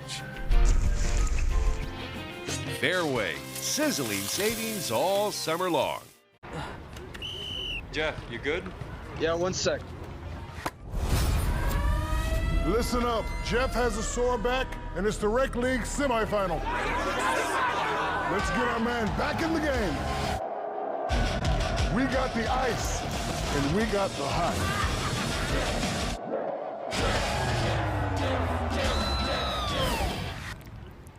Ice works fast, heat makes it last. Icy Hot, you're so back.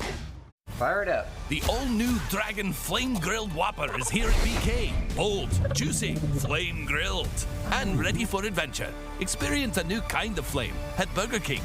How to Train Your Dragon, coming to theaters June 13th.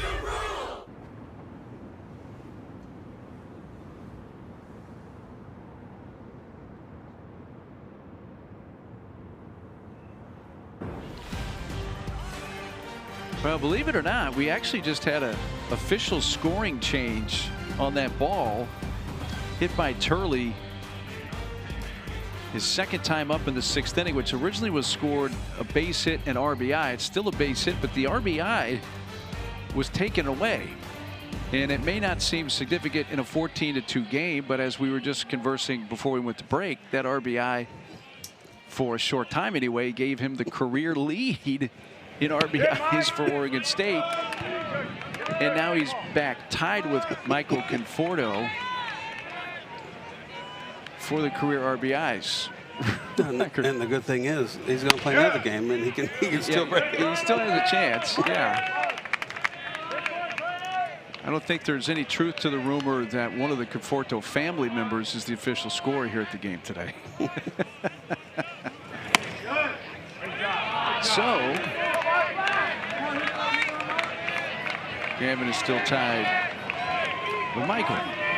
Took that RBI away. I wonder if the official scorer was aware of the circumstances of those. And I'm not saying it's right or wrong to give it or take it away. But for any official scoring change to happen, to have it be that particular play, and for the RBI record for the career of the school. And a little delayed. Yeah, and delayed. That's bounced out to shortstop. And throw to first is in time. It's Singer there at shortstop now. I don't think it's going to bother Gavin Turley all that much right now. In fact, I'm sure he doesn't even know. No. For a brief time, he's worried about winning this game, winning the next game, and another game. Yes, exactly right. Torek fouls it back.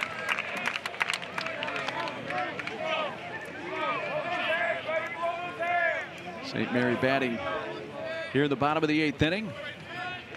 Torek has flied out 3 times, twice to right, once to center. And rips one towards center field, but it's going to hang up long enough Cannon Reeder to come in and make the catch. He has been busy out there today, and that's 4 times that Torek has hit a ball in the air to the outfield. It's out number 2.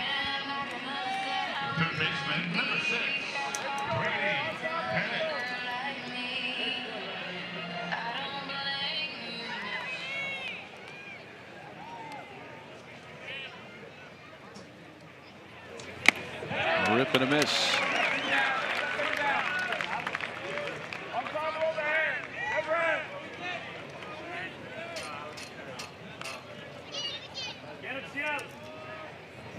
Good. Great job. Brady Pennant. Chance at the plate here. Freshman from the San Diego area and Encinitas, California.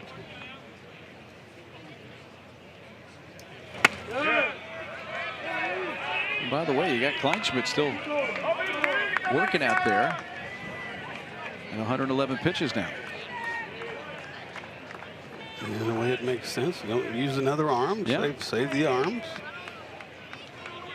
Now, that would be an Oregon State career high with each pitch he throws in pitches. 112. Here's his line. By the way, when Singer moved from second to short, Austin Santana is taking over second base. And it is now full count for Brady Pennant.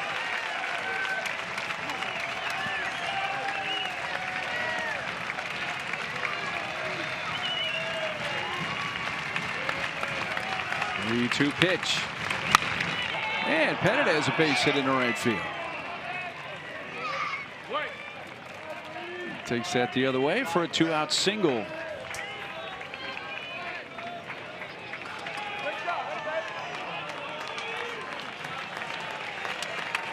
And now this time they're coming to get Kleinschmidt.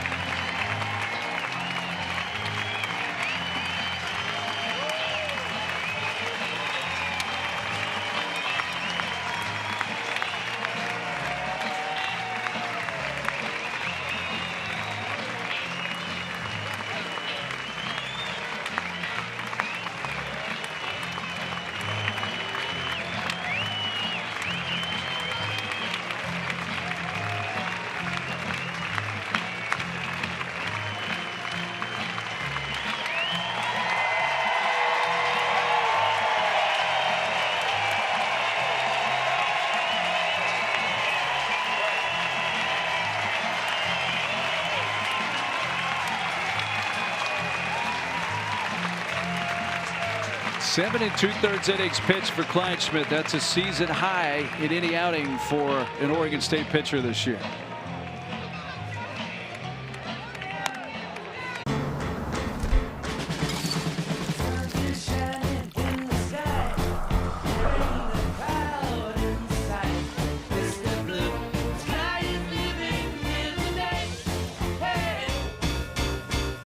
Barbecue season is back. Yeah, it is. Hey, it's Ellen. And this is Sarah Beth. And a little thing we love about the Chick-fil-A Smokehouse Barbecue Bacon Sandwich is that zesty barbecue sauce. I love that it was a little sweet, a little tangy, and with the mac and cheese, I feel like I tasted the brown sugar bacon first. It was the absolute best combination. Pro tip, 3 sandwiches are always better than 1. Real guests paid for their testimonials. The WNBA on ESPN. We can't get enough. The Women's College World Series on the networks of ESPN.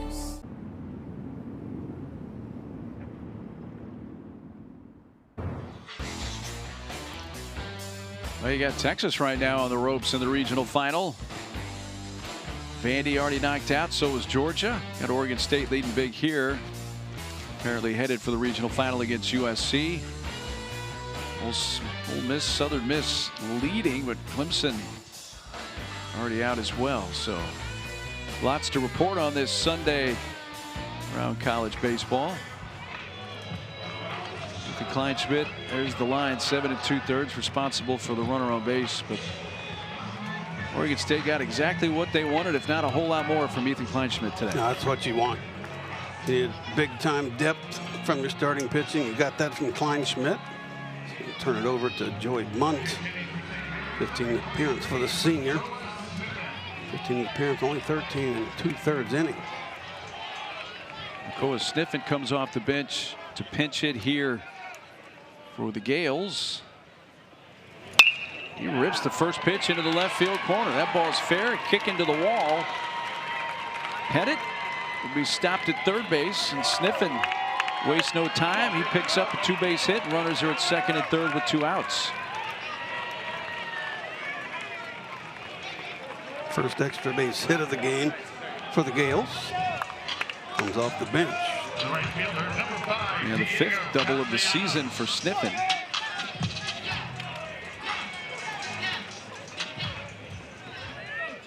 Second and third, 2 down for Castellanos.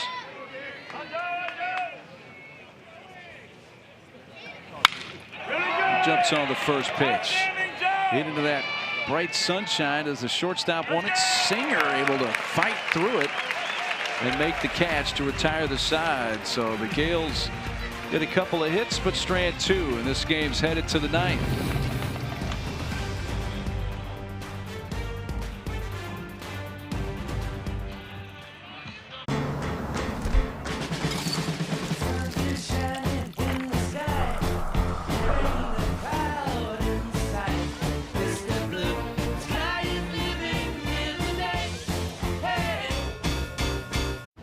It's a rare thing when someone you've been with for so long finds a way to surprise you. It's like discovering E-Trade's easy-to-use platform now comes with the power of Morgan Stanley. Mom can speak walrus? The new How to Train Your Dragon menu is now at BK. Get it before it disappears. Oh, toothless. Bold, tasty, and dangerously delicious. How to Train Your Dragon. Coming to theaters June 13th. The UFC's return to Newark, New Jersey. I can't wait. The Rob Dwashwili. He's one of the best pound-for-pound fighters on the planet. The Sugar Show, live and in color. This guy can fight. Juliana Pena. She's the best bantamweight in the world. How are you going to beat me, Kayla? Kayla Harrison, ladies and gentlemen. I will be UFC champion. Everybody say, I'm like,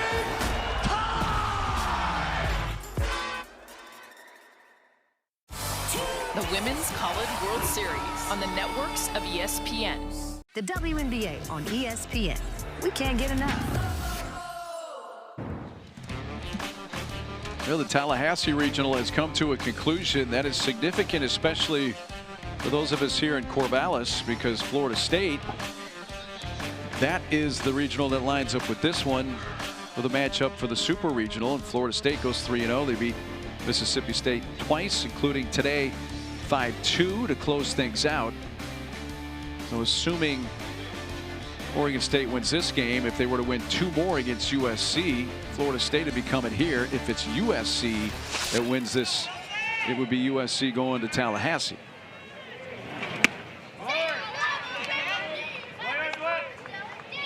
Well, things may be over in Tallahassee, but there is still a lot to be decided here in Corvallis. It could be another day. Wilson Weber starting the 9th, and he cranks one deep right center field and off the scoreboard.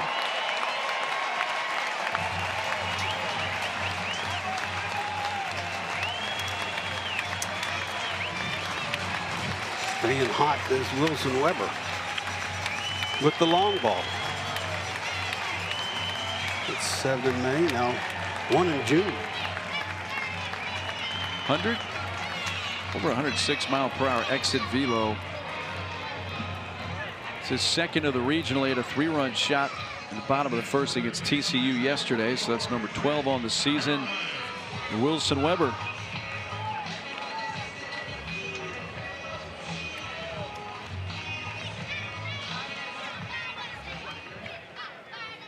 Going to send up Trent Caraway, who has not made an out in this game. He's been on base 5 times. 2 walks, 3 hits. One of those hits a home run. He's driven in 3. He's done so much we can barely fit it on the graphic.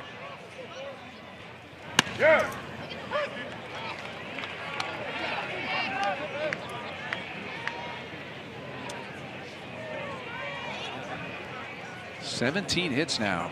15 runs, 17 hits for Oregon State. I think we had an idea, as did the Oregon State fans and maybe the St. Mary fans, that Oregon State had been in some ways held down, especially after the early innings by TCU yesterday. When was that big explosion going to happen offensively? Well, we're seeing it. We saw that in the 6th inning. Yes. A 9 spot in the 6th. And 1 hit away from equaling a season high. They had 18 hits in February against Xavier. Most hits they've had in a game. 17 so far today. There's a big difference. February, no one's really ready. Not saying that hitters obviously were ready, but pitching not really caught up. Today we're in June, we're in postseason play, and you're putting up 17 hits. One hopper knocked down there. Madrigal steps on the base. They get Caraway for the first time. Weber started this inning with a bomb to right center.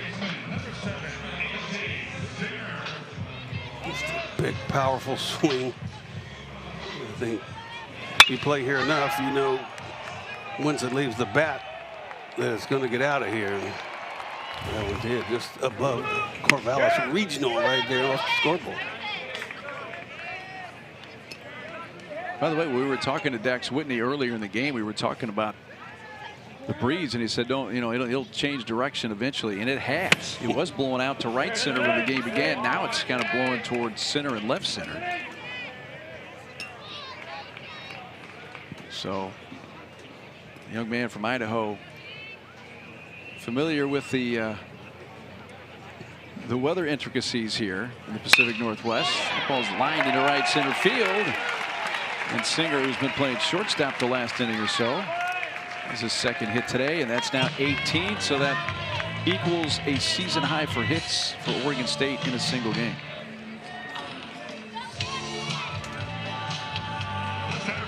They have 2 more outs to give before they are finished offensively for this game, and a chance to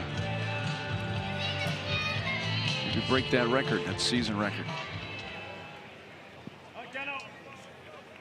By the way, another record crowd here today, 4,368. So we break the record that wasn't even 48 hours old from Friday night.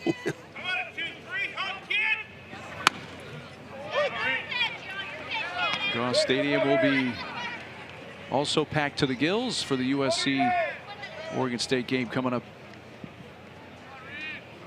I'm going to guess in about an hour and 15 minutes, something like that. We have an official time a little bit later.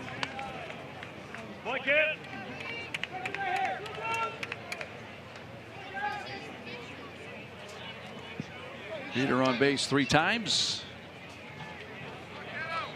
Right now, folks just kind of biding their time. The Beaver fans, you got to pace yourself if you're a Beaver fan here today. Long day. Although you could have went the other way and said, well, what if they don't win? I'm going to be prepared. Yes. Now they're going to win. You better go get some rest. Yeah. 3 balls and 2 strikes on Reeder. If you just showed this picture right now, you would say this is the fan base of a team that's leading by 13 runs in an NCAA regional game right now, and it really wouldn't jive with the scoreboard and all. But hey, these folks are just, again, they've picked their spots. They're pretty confident that they're going to see another game involving Oregon State here a little bit later tonight. I understand the bleachers starting to clear out. They've been in the sun the entire day, in their face. Yeah, they need to get out of the sun for a little bit. But it'll be filled back up again, I guarantee you, when we resume. Look out. Reeder has to duck out of the way.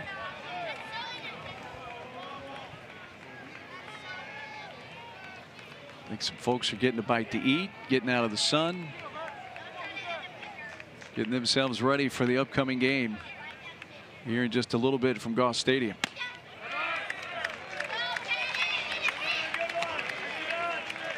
4th consecutive time that Reeder has reached base. His 2nd time he's walked.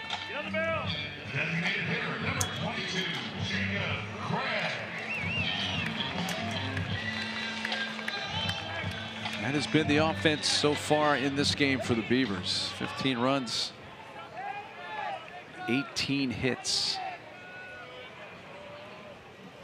Down the road in Eugene, they're going to the bottom of the 10th with Utah Valley and Cal Poly tied at 6.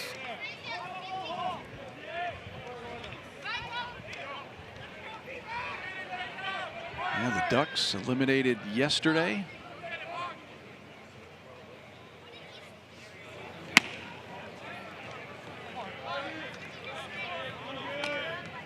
Two balls, no strikes on Jacob Craig, now the DH.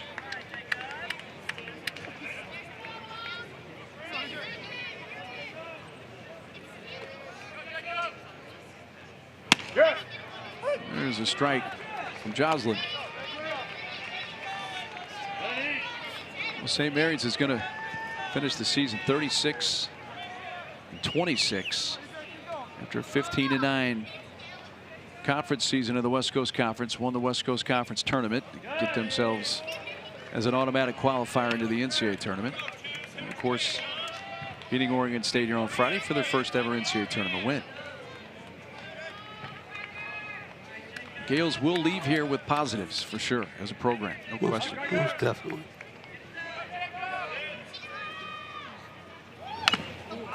Foul at the plate. And head coach Eric Valenzuela in year 2 back of stint number 2. And once again, I think has the program headed in a direction of the folks at St. Mary's and the reason they were wanting to bring him back after he left after 4 years, went to Long Beach State for 4. Actually 6 years, his first stint at St. Mary's. It's going to load the bases.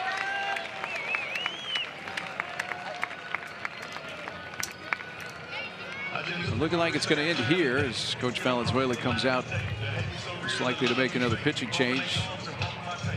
Your season recap for the Gales. Making just their 2nd regional appearance. Program history did so in 2016 in the Raleigh Regional. Lost to Coastal Carolina in that first game, and Coastal went on to win the national championship that year. They beat Corbin Burns in that game.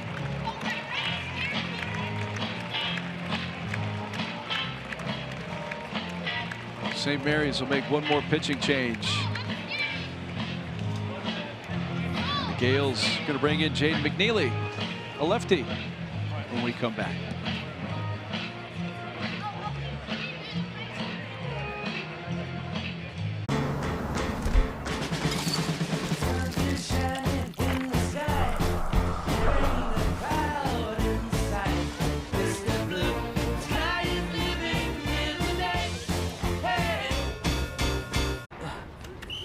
Jeff, you good? Yeah, 1 sec. Listen up. Jeff has a sore back, and it's the Rec League semifinal. Let's get our man back in the game. We got the ice, and we got the hot.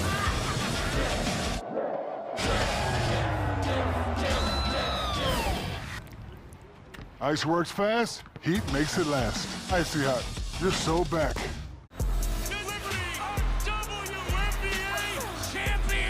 We can't get enough of the WNBA.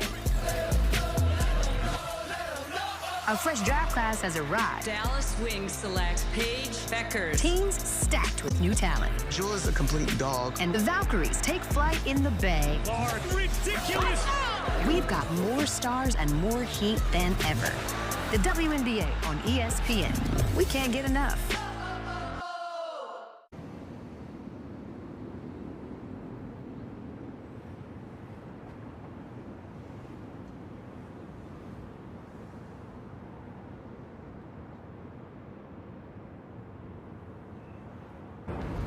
Bouncing around from site to site right here on Squeeze Play Live. If there are home runs or big plays, you will not miss Let's Lose Our Minds. Well, that's one way to get the party started. Oh, it is good! That's a bad flip. Get used to that this weekend.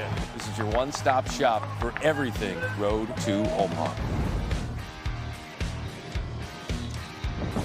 Don't miss all the action on ESPN Plus and Squeeze Play.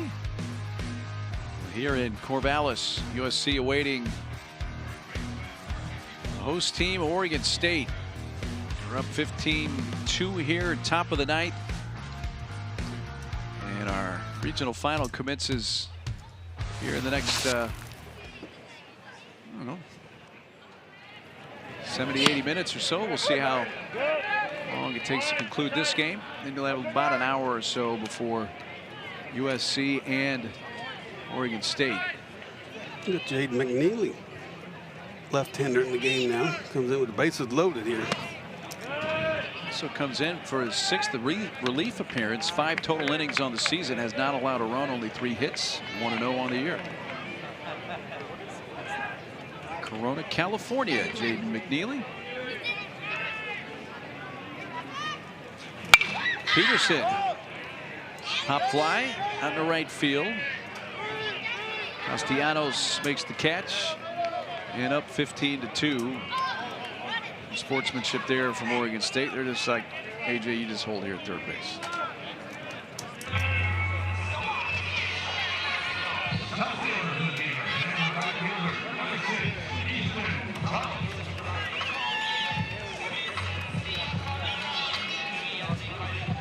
Seventh appearance for Jaden.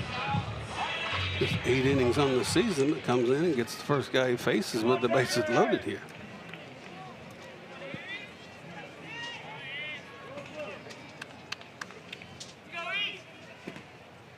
Top of the order, Easton Talt. Strike.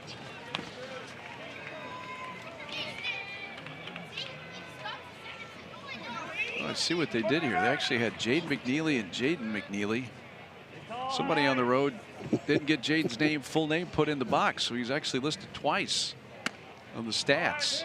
And that was the combined numbers you saw there. I gave the first ones. I'm sure he likes that. Yeah, he likes the 0 ERA line much better.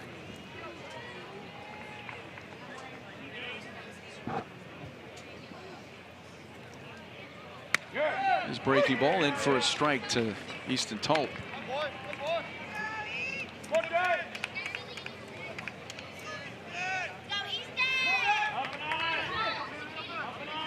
If the inning continues, they are Talt at the plate. Slow roller foul right side. Dawson Santana came in the game when they lifted Arquette. Santana is the on-deck hitter.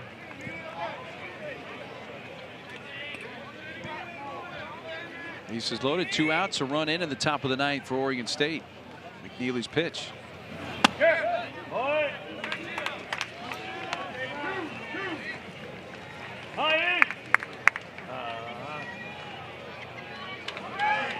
Looking at the bottom of the ninth for St. Mary, it's the bottom 3-2 up. Jared Medham, catcher Driggs, Hayden Driggs, Tanner Griffith. 3-2 with 2 outs. Runners will be off.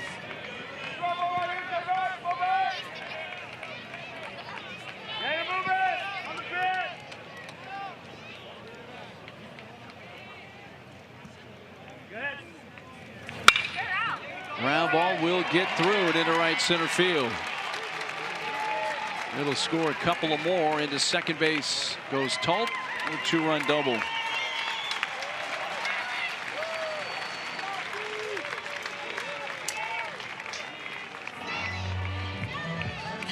Singer and Reeder score on the play. It's been a 3-run second inning. double game for Talt. Third hit. 17-2 Beavers.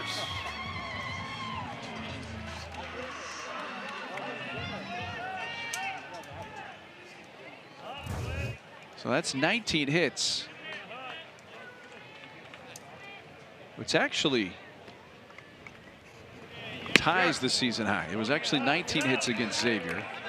Season high for runs is 18. That was against Xavier. So now they have tied the season high once again.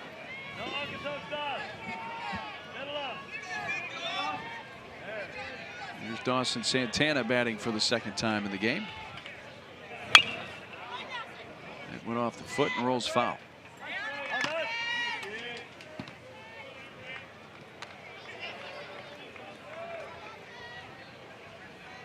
Dawson grounded out to second.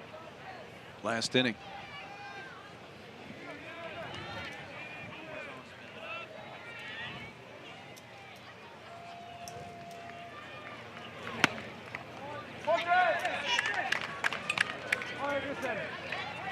So 17 runs, 19 hits for Oregon State. 2-6-3 the line score for St. Mary's.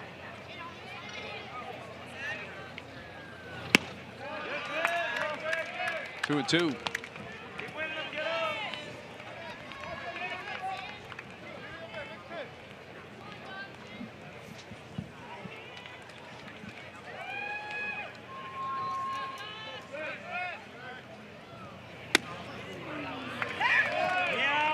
Goes to a full count on Santana. Well, Turley is in the on-deck circle. He's gonna hit some homers one of these days right there. Yeah. Ball's hit to left center field. And it's going to bring in two more. Racing into second base with a slide. Santana. A two-run double.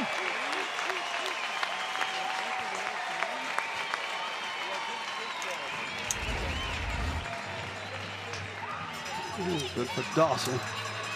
Getting a couple at bats. Hits this one good in the center field. With the drops, 2 runs score easily, but he's busting out of the box.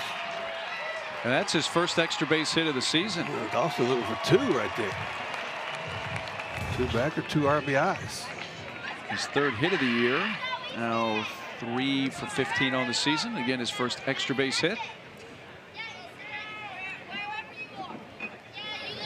Turley rips one to left field. Is this the one that will be the RBI lead? Yes.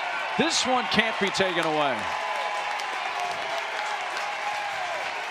Turley, 180th RBI, breaking the tie with Michael Conforto, and we can now safely say that he is the all-time career RBI leader for Oregon State. And that's what's so cool. I mean, the fans actually knew. Yes. That was the record breaker right there. Congratulations, Gavin Turley.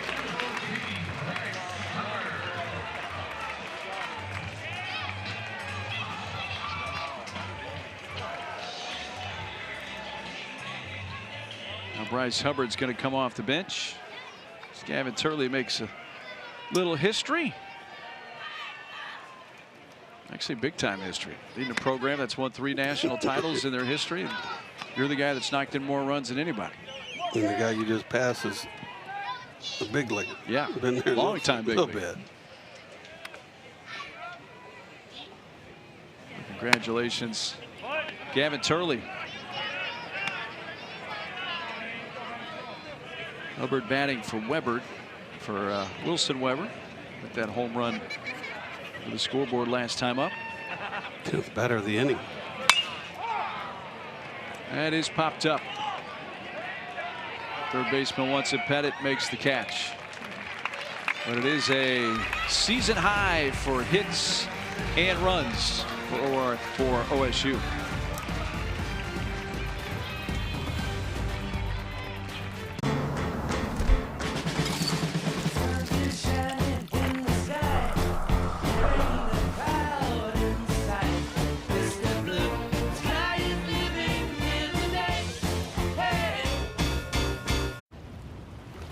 The animals, Dad.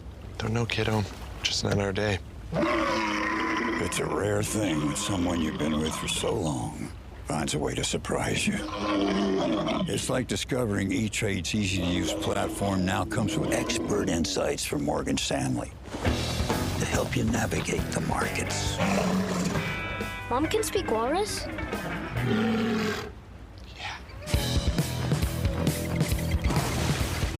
Barbecue season is back. Yeah, it is. Hey, it's Ellen. And this is Sarah Beth. And a little thing we love about the Chick-fil-A Smokehouse Barbecue Bacon Sandwich is that zesty barbecue sauce. I love that it was a little sweet, a little tangy, and with the mac and cheese, I feel like I tasted the brown sugar bacon first. It was the absolute best combination. Pro tip, 3 sandwiches are always better than 1. Real guests paid for their testimonials. We can't get enough of the WNBA. Dallas Wings select Paige Beckers. With more stars and more heat than ever. Ridiculous! The WNBA on ESPN. Oh, nice moment after Turley was leaving the bases after the inning ended, saluting the fans here, as he is now not only the career home run leader, but now the career RBI leader for Oregon State baseball. Nice moment between him and the fans and his teammates as well.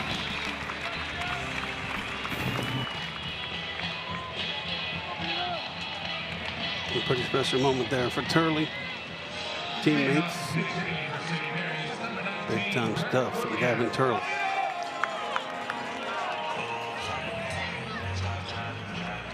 Brent Williams is going to be the pinch hitter off the bench for St. Mary's here to begin the bottom of the 9th.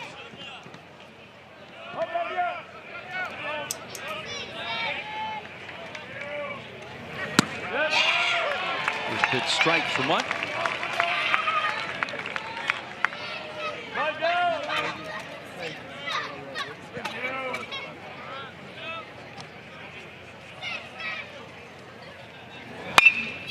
Now ball out to short. A.J. Singer on the first for the putout.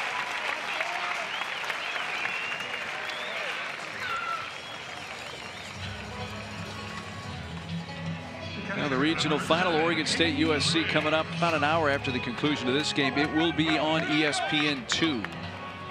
So do make note. Regional final coming up shortly. Oregon State USC. USC needing just 1 win to head to the Supers.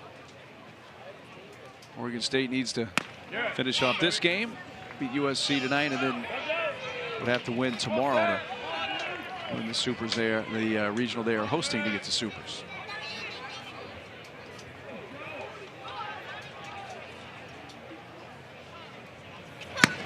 By the way, Hubbard doing the catching now.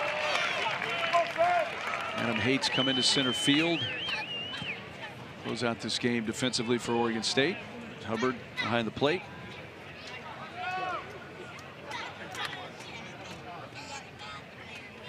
Riggs hits one deep to left field. That ball hit well, and all Turley can do is turn to watch it sail into the evergreens.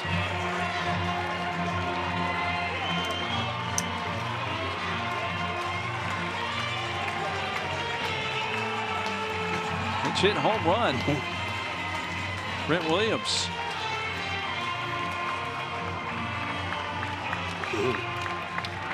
Riggs come in to catch. Walked in the 7th. Right there comes up hacking. Really cool moment for Hayden Driggs.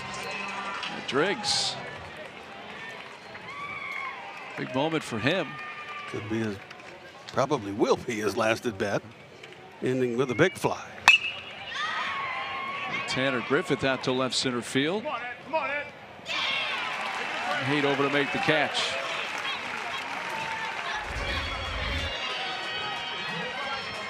Here's Hayden Driggs. Yeah. Got under it, got some extension. What's he thinking right now? Get out of here. Almost missed first. Missed a high five from the first base coach. Put it in the trees. Well, makes it a 20-3 lead.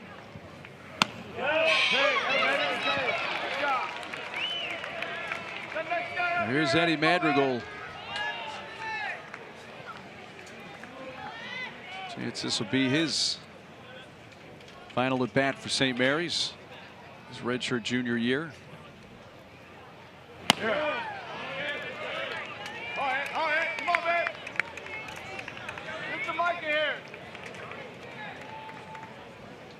Not the way St. Mary's wanted to see this end. This kind of lopsided score, but again, still a lot of positives for them to take at the conclusion of the season, winning their first ever NCAA tournament game, beating Oregon State here on Friday in front of a capacity crowd. Certainly one of the great moments in their school's baseball history. It says a lot. The direction they're headed. The heat for it to end, especially the score the way it is, with a fantastic season, fought their way through the West Coast Conference tournament, won that to get here, performed well here. And the strikeout ends the game. Oregon State wins it 20-3, ending St. Mary's season. As they are eliminated, they finish at 36-26. And for Oregon State, their 43rd win of the season, and they're going to take on USC in about an hour over on ESPN2 to start the regional final here in Corvallis. Yeah, kind of thinking Oregon State would win this game, not in the fashion that they did, not by 20-3, but had a well-pitched game from Kleinschmidt. Only had to use one reliever, which is big for Oregon State. The bats came alive and really took over this ball game halfway through. 21 hits, 20 runs. They'll play to try to advance again to play tomorrow, but first they got to beat USC in about an hour. Again, the 20 runs, 21 hits, both season highs in a single game for Oregon State this season. So we are set for the regional final in about an hour over on ESPN2. 1 seed Oregon State, the 3 seed here in Corvallis, USC. Again, USC in the driver's seat, though, needing just 1 win to head to the Supers, and Oregon State needs 2 more. So we are set up for the regional final. Again, ESPN2 in about an hour. Oregon State and USC. That's going to take care of things for now. And St. Mary's season comes to an end, 20-3. Oregon State wins it. For Greg Swindell and our crew, I'm Mark Neely. So long for now from Corvallis.